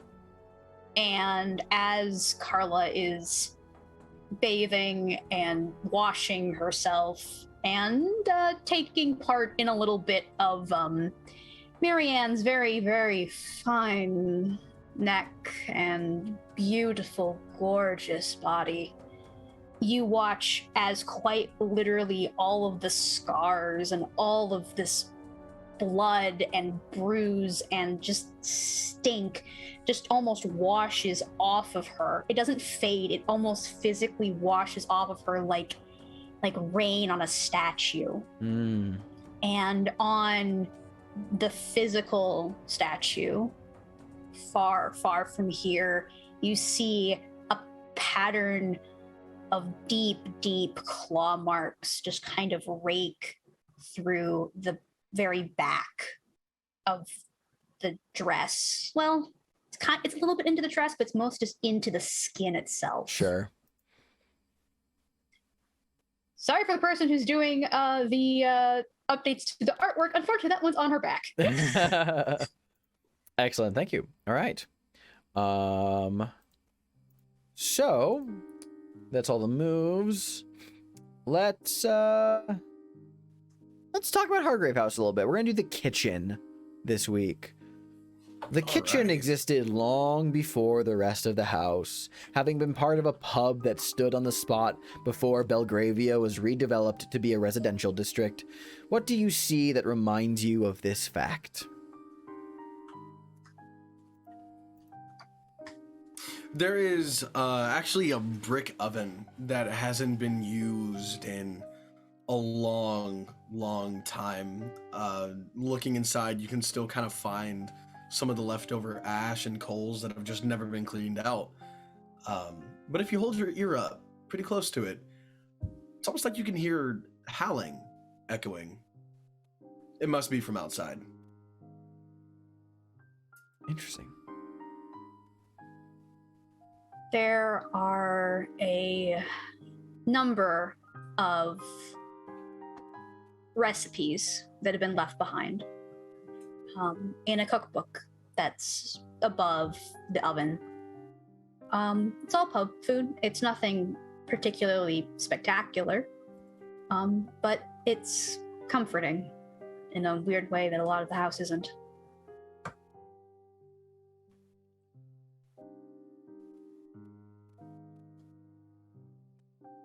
There is a corner, a wooden post that is right outside the kitchen door. That was one of the original posts of the pub. It was a very sturdy oak post, so it was never renovated. but there was some knife marks inside of it that had the names Harry, Snoz, Richie, and Bernard. And each of them were crossed out, except for Bernard. Almost to suggest that maybe it might have been a hit list, Oh, interesting. a list of friends, something, but nobody ever came back to cross off Bernard's name. Interesting. Love that. That's All cool. right. Going down the line here. In your brief statement, Wes, what is Ross planning to be doing during the upcoming night phase? I'm gonna get Winslow Taggart out the fuck out of London. Mm-hmm. I would very much like to ship him back to Chicago, All right. preferably in one piece. Preferably. Meg, what does Carla want to do during the upcoming night phase? Get revenge. And Dr. Murdoch, Jordan, what does Dr. Murdoch want to do during this upcoming night phase? At first I wanted to possibly deal with Patrick Fig, but what's about to happen I feel deserves a little more attention. So I think tonight the doctor is going to go and do some night work. Oh, so you're going Just to change your mind and do night work instead? Yeah, I would Okay. like the night actions to be a little more focused on these two. Okay, I'm with it. I'm with it. Fair enough. You will take charge of the unseen then. Okay, anyone wish to revise their statements after hearing all those? Nope. Sorry, Okay. I know this is the third unseen that I've taken. No, it's fine. No, it's fine, we it's enjoy your fine. unseens. You have that move for a reason. Yep. You have that. Very fun. Yes. Do we have any Janus Mass prompts that haven't been answered yet? I don't No. believe so. No. Okay. I'm going to introduce the unseen. I think. Let's see. Which one do I want to do? I talked to Meg about one I was thinking of, but I think I'll hold on to that one now. And honestly, I'm going to do this one because it feels very appropriate for Cal doing night work, and this will be the unseen. Let me change the music here.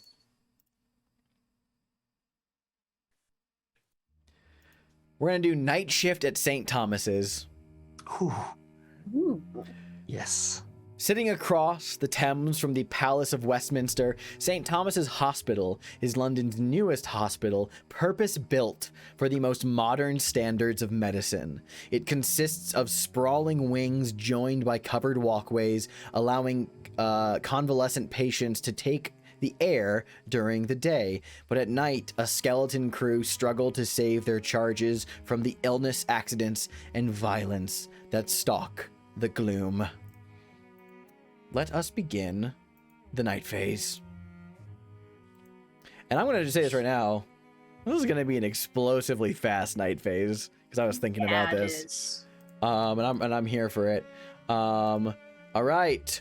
Let's begin, Jordan. A destitute woman is in the throes of a complicated birth. A porter holding her down while a surgeon prepares to operate. How do we know the child will never meet their birth mother? Immediately, it starts off with this blaring scream as she is currently wheeled into the room. This doctor comes in, nervous, very shaky, almost a little unsure of himself as he really tries to calm her, but she comes in alone. Really, like there's no one else with her, no husband, no father.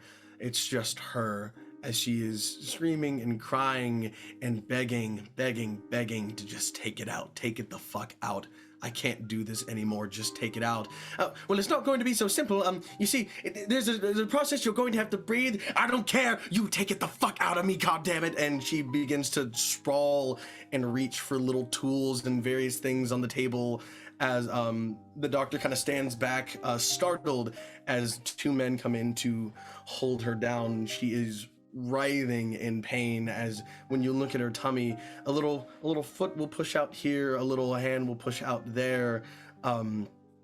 And then suddenly she just stops, almost frozen, staring at the ceiling as her head kind of snaps back and she begins to just convulse and shake. The doctor, not knowing what to do, just kind of steps back, frightened. He wasn't trained for this. He didn't come here fully prepared, as she shakes and dies. And the doctor could do nothing but watch. And the two men look at him, and he looks at them.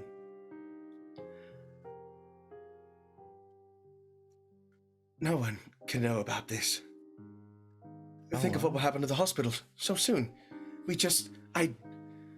Surely you can,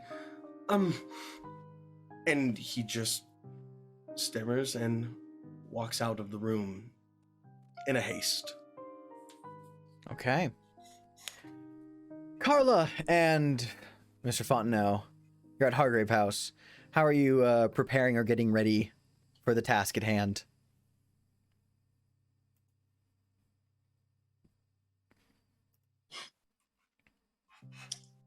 Carla is dressed very practically. It's probably the most practical Ross has seen her outside of when she goes to the hospital. There's nothing beautiful on her. There's nothing that sticks out. It's almost like she was shedding her skin a little bit. And she just has the look of murder in her eyes. And Ross? Ross had already gotten prepared earlier, but when there was probably a door opening, you probably heard and slamming closed and like the distinctive sound of Ross's boots moving and things being thrown around. And then there's a lot of dripping water in the foyer, and you see he's wearing a different coat. And you can see there's a little bit of blood still on his shirt he's wearing, and he's just with that Navy revolver just sitting and staring and waiting, like staring a hole into the wall. And you could see him repeatedly, quickly, 1, 2, 3, 4, 5, 6 bullets into the chamber, hammer back, spin, hammer back, knock it out, dump them out, close it, spin it, open back up, 1, 2, 3, 4, 5, 6. Just getting that motion repeated, like in case he has to. And he's just like staring at the gun, staring at a hole in the wall. And Carla and Ross, when you two eventually are prepared and ready in Hargrave House and you're standing in the same space together, what do you two do? She looks at him, and her fangs are out.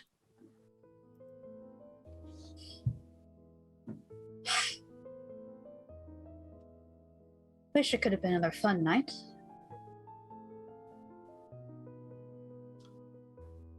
It can still be fun.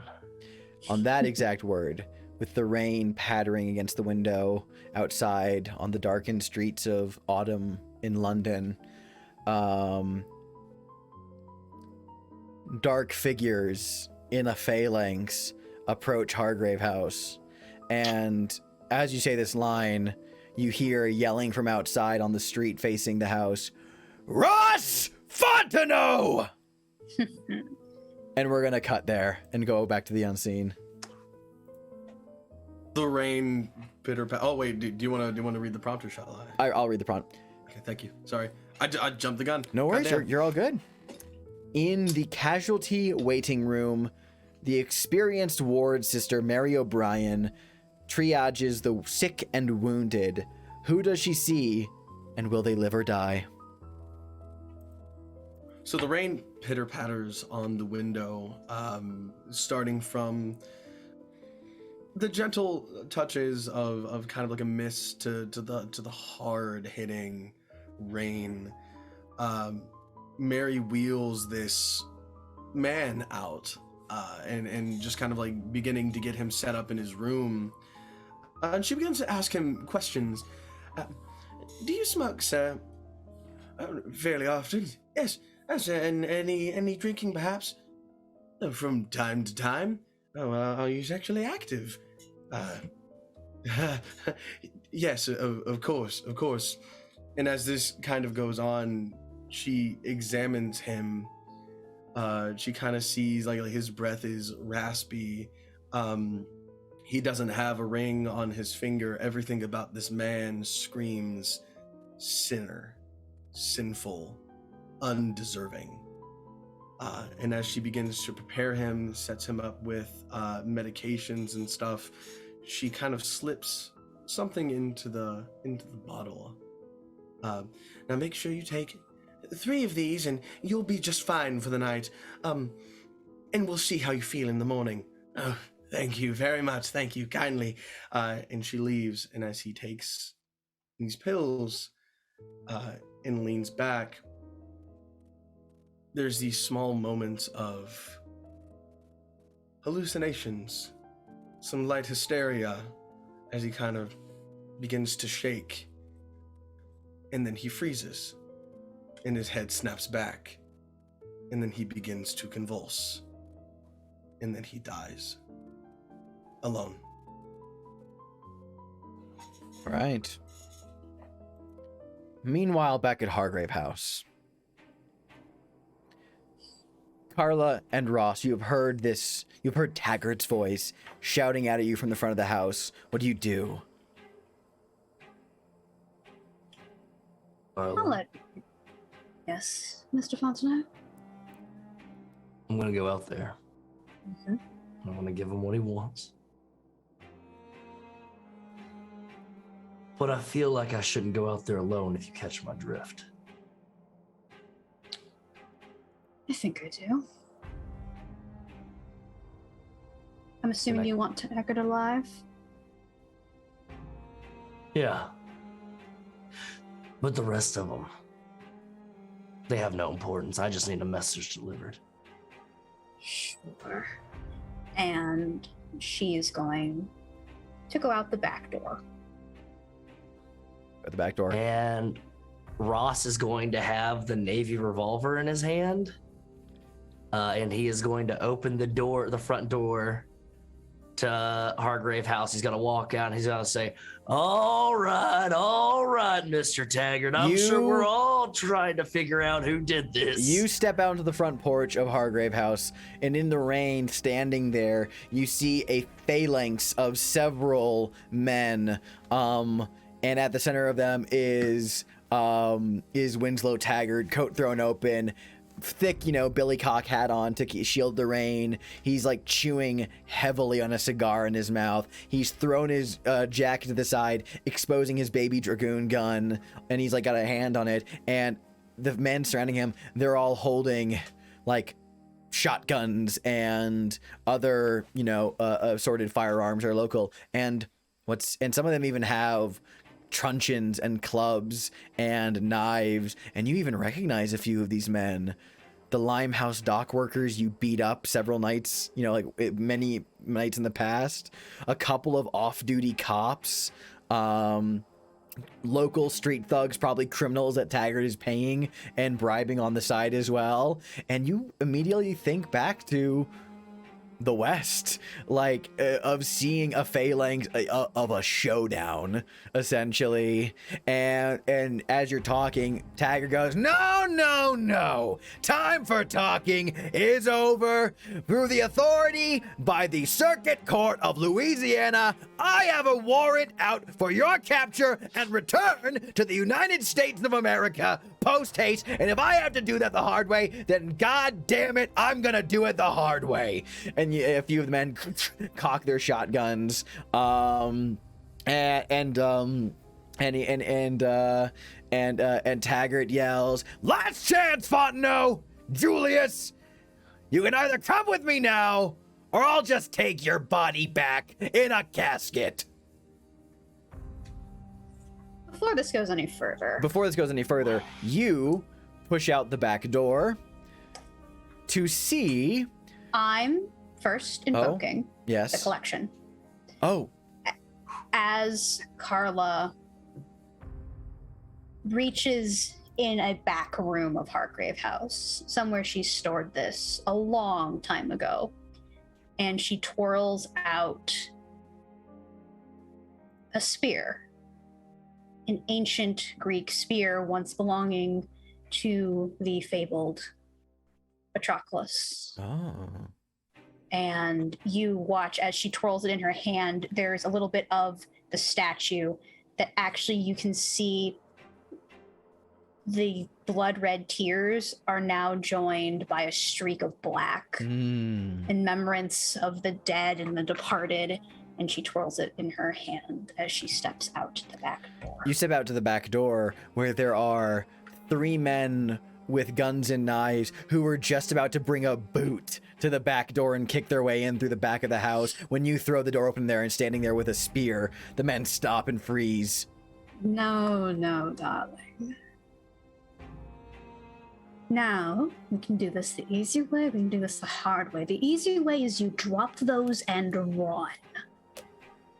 The hard way, and she just takes this in hand and her eyes glow red, you scream. Give me a night move plus presence. What are you afraid of will happen here, Carla, should you fail? She's afraid they're going to bring it back up. It's worse than that, because they're going to riddle this place with holes, and Hargrave House will be oh so hideous inside. Night move plus... Yeah, so you wish to back down or continue? I'm continuing. All right. Night move plus your presence. All right. I'd say I'm probably leveraging my appearances a little bit here. I would agree. Okay. That is going to be a 7 plus 3. Good. We'll address we'll address that That's a 10. next round. Out front though, Mr. Fontenot, what do you say to Taggart as he gives you this ultimatum? While Taggart was giving that ultimatum, you see Ross is taking off his jacket, his hat. He'd put the revolver back in the holster, and he'd move the holster towards the front. And he undoes his suspenders, and he's rolling up his sleeves, and he goes, "All right, fellers, we can do this the hard way or the easy way. Now, you can go ahead and let me and Mr. Taggart have a one-on-one conversation here, and I can beat him like the little schoolboy he is. Or I can send you, each and every one of you, back to your families in bags, boxes, or crawling on your hands and knees. Your choice." You see a couple of the men look to each other, but then Taggart just looks at them and looks back at you and says, "Okay, give the house a fresh coat of paint!" And all of them open fire at the front of the house. Oh shit! I'm gonna have you. What are you gonna do in reaction to this? Because I think vitality is gonna be vitality. We know it's gonna be vitality. It's gonna be vitality. Yeah. All right, cool. Holy fuck. What do you? What are you afraid of happening here, Ross? I am afraid of. I'm gonna be completely honest with Ross. Ross isn't afraid of getting hit. Ross is afraid of innocents being hurt. Okay. It's worse than that, because in the confusion, Taggart will get away. Fuck. All right. Roll, and you have advantage on this. I do have advantage on this.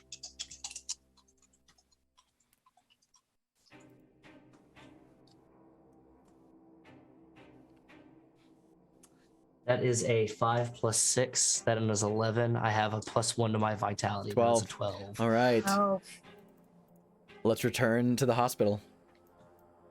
Oh man.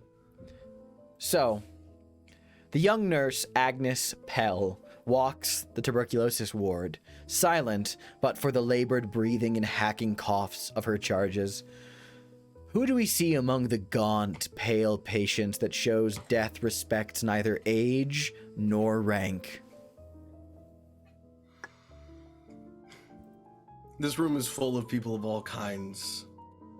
Just the sick, the not so sick, young and old, as the stress nurse is just trying to help everyone. And she can't help everyone, and she just continuously, can I get you anything? How about an extra blanket? Maybe, perhaps a drink? This or that, or this or that? And trying to get people into their rooms, but there's just too many. How can there be so many in London? London is not so big. How can there be so many? And she sits down on her break and takes a drink of her coffee. She begins to sweat a bit and perspirate, and she begins coughing herself and seeing things around the room as she scratches at her neck. She falls to her knees, hacking and coughing, as some of the people who were in the same room, who were sick themselves, begin to try to help her, and she freezes, and her head snaps back, and she begins to convulse, and then she dies, because even the ones who tried to help are not safe. And that's it. So Carla, Yes. you got a 10. I do. What happens? There's a moment where the men point their guns at her, and their fingers are on the trigger, and they are literal inches, milliseconds from firing. And then she smiles, and they all freeze as they watch her grow a little taller, a little stronger, muscles rippling underneath her strange porcelain skin. And then she's a blur. And there is sharp steel. No, it's not steel, it's iron. It's that old. And it's iron against their throats, and heads are gone. And then she's out in the front yard as well. And all is left of that is screams. Mm-hmm. So then cutting over to where we left with Ross, then the gunmen open fire, but then Carla enters the fray. So you got a 12. I'll tell you what your advantage or benefit is in a minute, but you tell me what happens. There's a off-duty police officer that has a shotgun leveled and pulls the trigger, and we kind of see in a soft slow motion as we see Ross just turn sideways and pellets just pepper the front of his shirt, and you just see his hand go out and grab the shotgun and then point it up towards the guy's face, and he pulls the second trigger, not expecting it to be aimed at his own head, and you just see the front, just a mist go up in the air. At the same time, Ross breaks the guy's kneecaps, grabs him, and throws him into a dock worker. That the dock worker has like a club, a truncheon that he was about to swing, and the truncheon goes up in the air, and it lands in Ross's hand, and Ross just brings it around like a baseball bat and just hits it right in the gut of another man. And then he bends over, air looking out, and then Ross just looks over at Taggart and just very calmly wraps his big meaty arms around the head of this dock worker, and then just snaps his neck real quick and drops him, and he just goes, "Winslow!" And there's like a roar, like a girl roar, and Winslow Taggart can see greenish yellow eyes that slit sideways. They slit up and down, but you can see the whatever it's called, the inner The pupil? eyelid, the inner eyelid of like alligators have, and it just like closes and opens real quick. And he just starts walking, and you see him get shot in the chest by a pistol, and he just like shot in the chest and looks down at it and just looks at the guy and says, "You'll get your turn soon," and starts stalking towards Taggart. Fucking incredible. I'm going to break the formula a little bit of what I was going to do here, because I'm going to give you an extra roll, because currently Carla is doing some violence in the background while you saunter. Which, by the way, Like- it's raining, it's dark. This is a Guy Ritchie slow-mo shot. Yeah. This is a fully just like Yeah, just and I think out of the corner of out of his eye, Ross just sees Carla just screams. Mm-hmm. She left the guys in the back dead before they could talk. Yeah. But the guys in front, she's not killing them. Mhm. And that's almost the worst part. Yeah. You hear snapped tendons, you hear it go through thighs or through heels or ankles, and you hear men screaming bloody murder. You are intentionally causing Yes. great pain to them. Scar your Yes. reflection. That's fair. Ooh. And you can And- narrate what the scar looks like in a minute. Spicy as hell. What Yeah, of happens course. with what happens with you, Ross? You are pacing towards Taggart. You're strutting towards him. One dude with like a knife he's like fuck you, and like lunges at you. You like grab him by the wrist. You just like twist his arm. You snap it. Punch his throat out. You hear him wheeze, and then you just like break his neck, and you rip the knife out of his hand. And you pause and you look. Here's the benefit. You grab it, and you're like, this is my Bowie knife. Like This is my this is fucking my fucking knife. That's your knife! And then you look back at Taggart holding your knife, and he's like, oh, fuck. And it begins like fire his dragoon at you. The bullets do nothing. And then you get close to him, and he goes, you're holding his knife. He whips out 2 hidden knives into his hand. And I'm going to break the formula. Let's do a fucking one-on-one knife fight between Taggart and Ross. Give me a night move with your vitality. What are you afraid of happening here? Night move, my vitality. I'm afraid that I'm going to kill Taggart. Oh, interesting. Interesting. Oh my gosh. Yeah. How is it worse than that? I'm opening this to the group. It's worse than that because Taggart gets off his revenge shot. Oh, he'll kill you. Yeah, you'll kill him, but he'll kill you. I love that. I Yep. love that. Do you wish to back down or continue with this knife fight action? Oh, we're going through with it. Okay. Oh, fuck yeah. Night that's what move Yeah. I'm talking plus your about. vitality at advantage.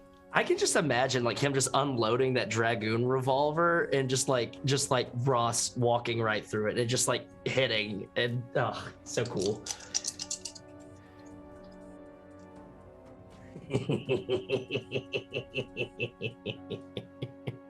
Yeah? What'd you get, buddy? Yeah. That's trip 6s. Holy shit! Wait, 666 so that's 12 plus Plus 1, so So that's 13. 13. That's lucky number 13. Wow. Okay. Holy fuck.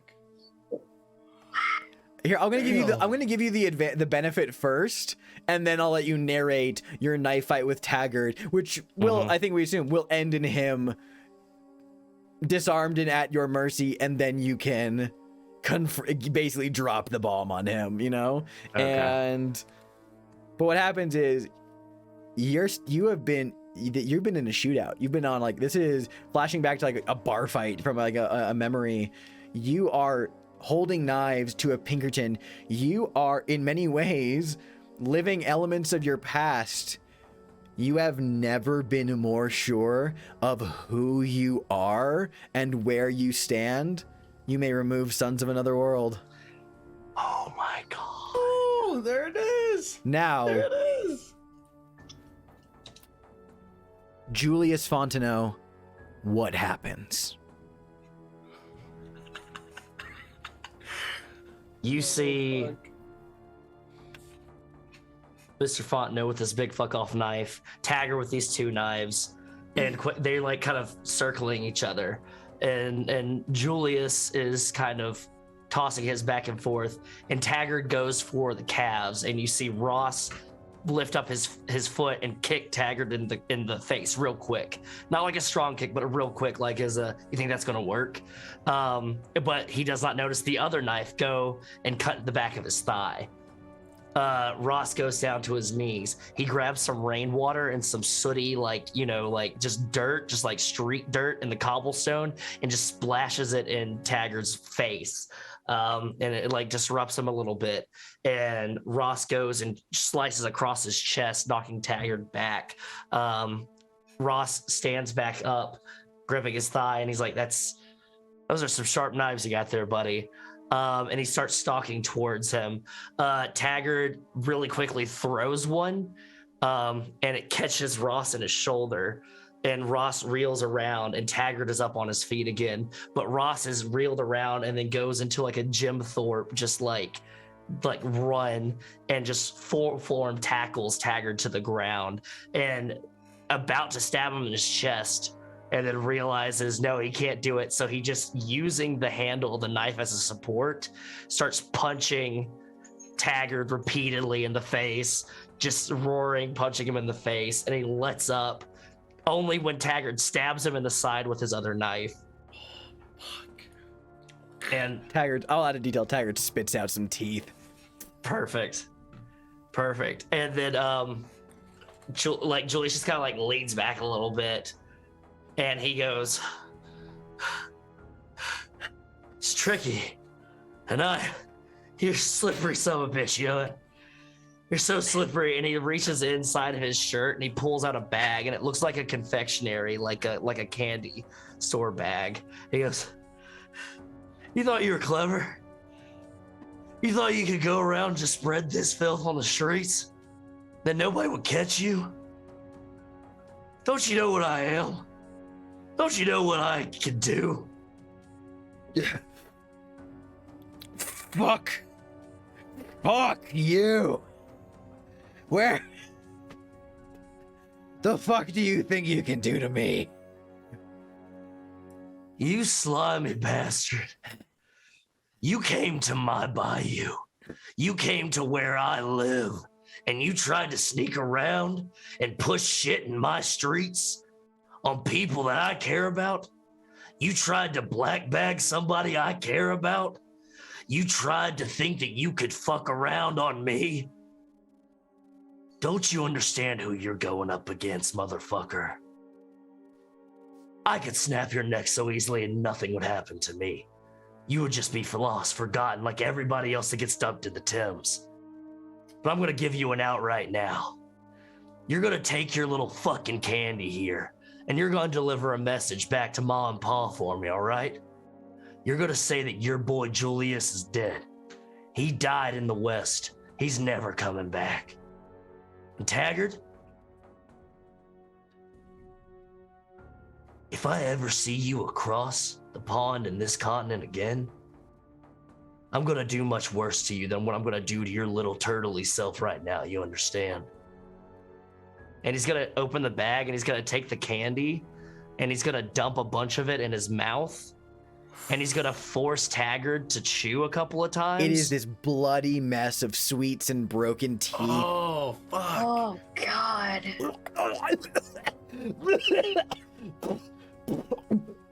And he's gonna go, wait, a turtle? That's what you look like. A fucking turtle. You're stout and you hide in your shell and you let other people do shit for you. But you know what happens to turtles when they fuck with alligators? Oh, what the fuck They did get you do to bit. me? Oh, fuck. The thing is, turtles don't have lips, Taggart. And Ross is just gonna grab him and he's going to kiss him, but it's gonna be a full-on bite as he grabs Taggart's lips and he's going to rip them off. Oh, fuck. And you just see like the silhouette of like lightning flashing as he just takes his lips and then like blood goes up, and Ross just slurps them up like spaghetti noodles and eats them. He is on the cobblestones, like writhing and screaming, and it is just this bloody, awful mess. He stands to his feet and begins to book it far from you, with every intention of getting the fuck away from whatever hole he dug too deep for himself.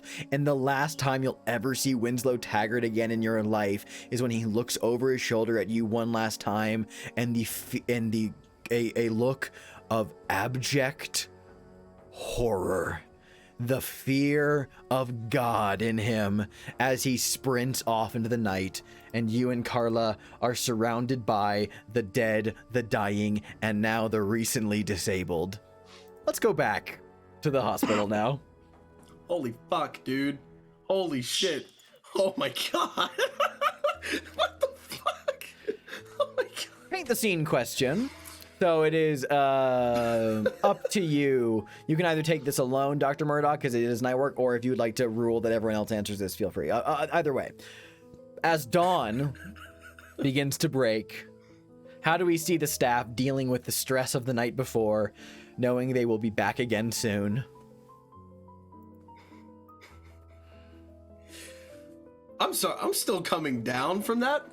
Holy shit. Okay. So there's 3 people that are cloaked. This is beneath the hospital.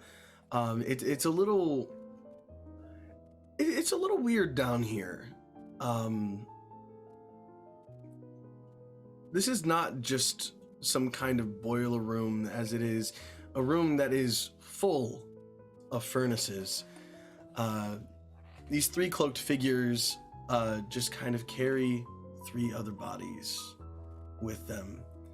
There is the body of a mother, deceased, the body of a sinner, and the body of an innocent, as they just load these people on trays, close them in, shut the hatches, and light them ablaze. And one of them kind of takes off their cloak, just kind of wipes their face. Only 3. We put in that much fucking work and there's only 3. And another takes off his cloak. Well, what do you fucking expect me to do about it? There's just one person on the job. You can't just poison everyone in the goddamn fucking hospital. And there's this bickering back and forth between the 2. As one more calls out, Boys! If you 2 are gonna bicker like that, we can't get shit done here. Do you know what the bigger goal is? The bigger goal, yes. Yes, the bigger goal.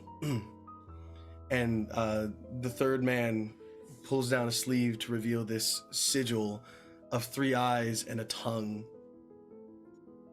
For the greater good. Yes, for the greater good. Sorry, yeah, you 2. And the 2 cloaked figures walk away, they take their cards, they clock out, and then they go home. Wasn't expecting that at all. Okay. It's cold shit. Yeah. Okay. Yeah, no, that's all right. That's it. So, no, that's too happy. Let's see.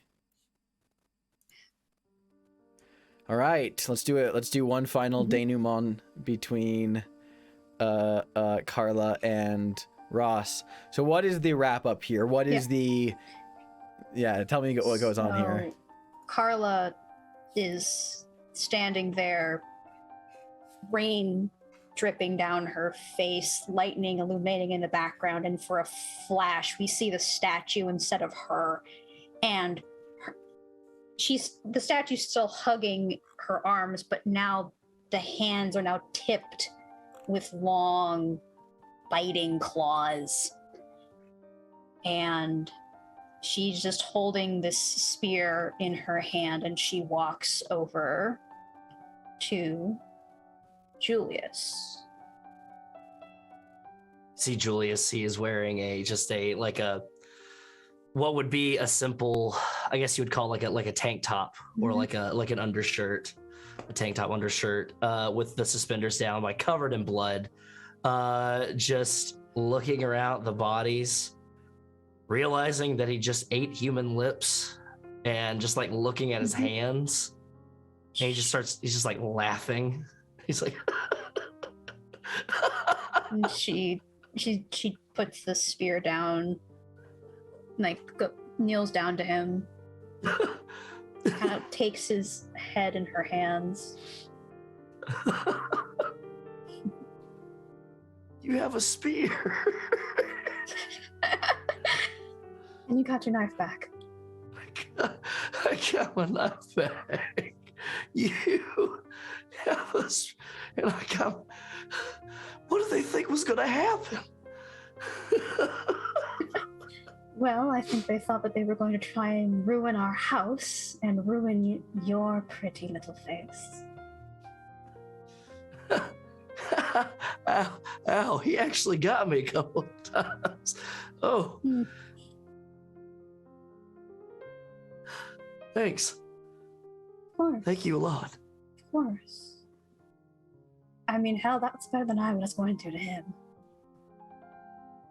I don't think we're going to be seeing Winslow Taggart much at all. You ate his lips. I'd be surprised if we see him on this side of the side of the world, in this world. You're right. I'm feeling kind of peckish. Are you? A little. Why? I just got some new spices in, and I was thinking of making something nice tonight after we took care of Taggart, but seeing as he came here, I'm like, yeah. I think maybe the doc might like something too, you know? Yeah. He's working late. Pyrrha too. You I think we hear all a need carriage. something. You hear a carriage approaching. A couple of carriages approaching. Thick barrel-bodied wagons, the type that is reserved for the police and official business, holding, like large, like that they usually load prisoners into, the paddy wagons, really.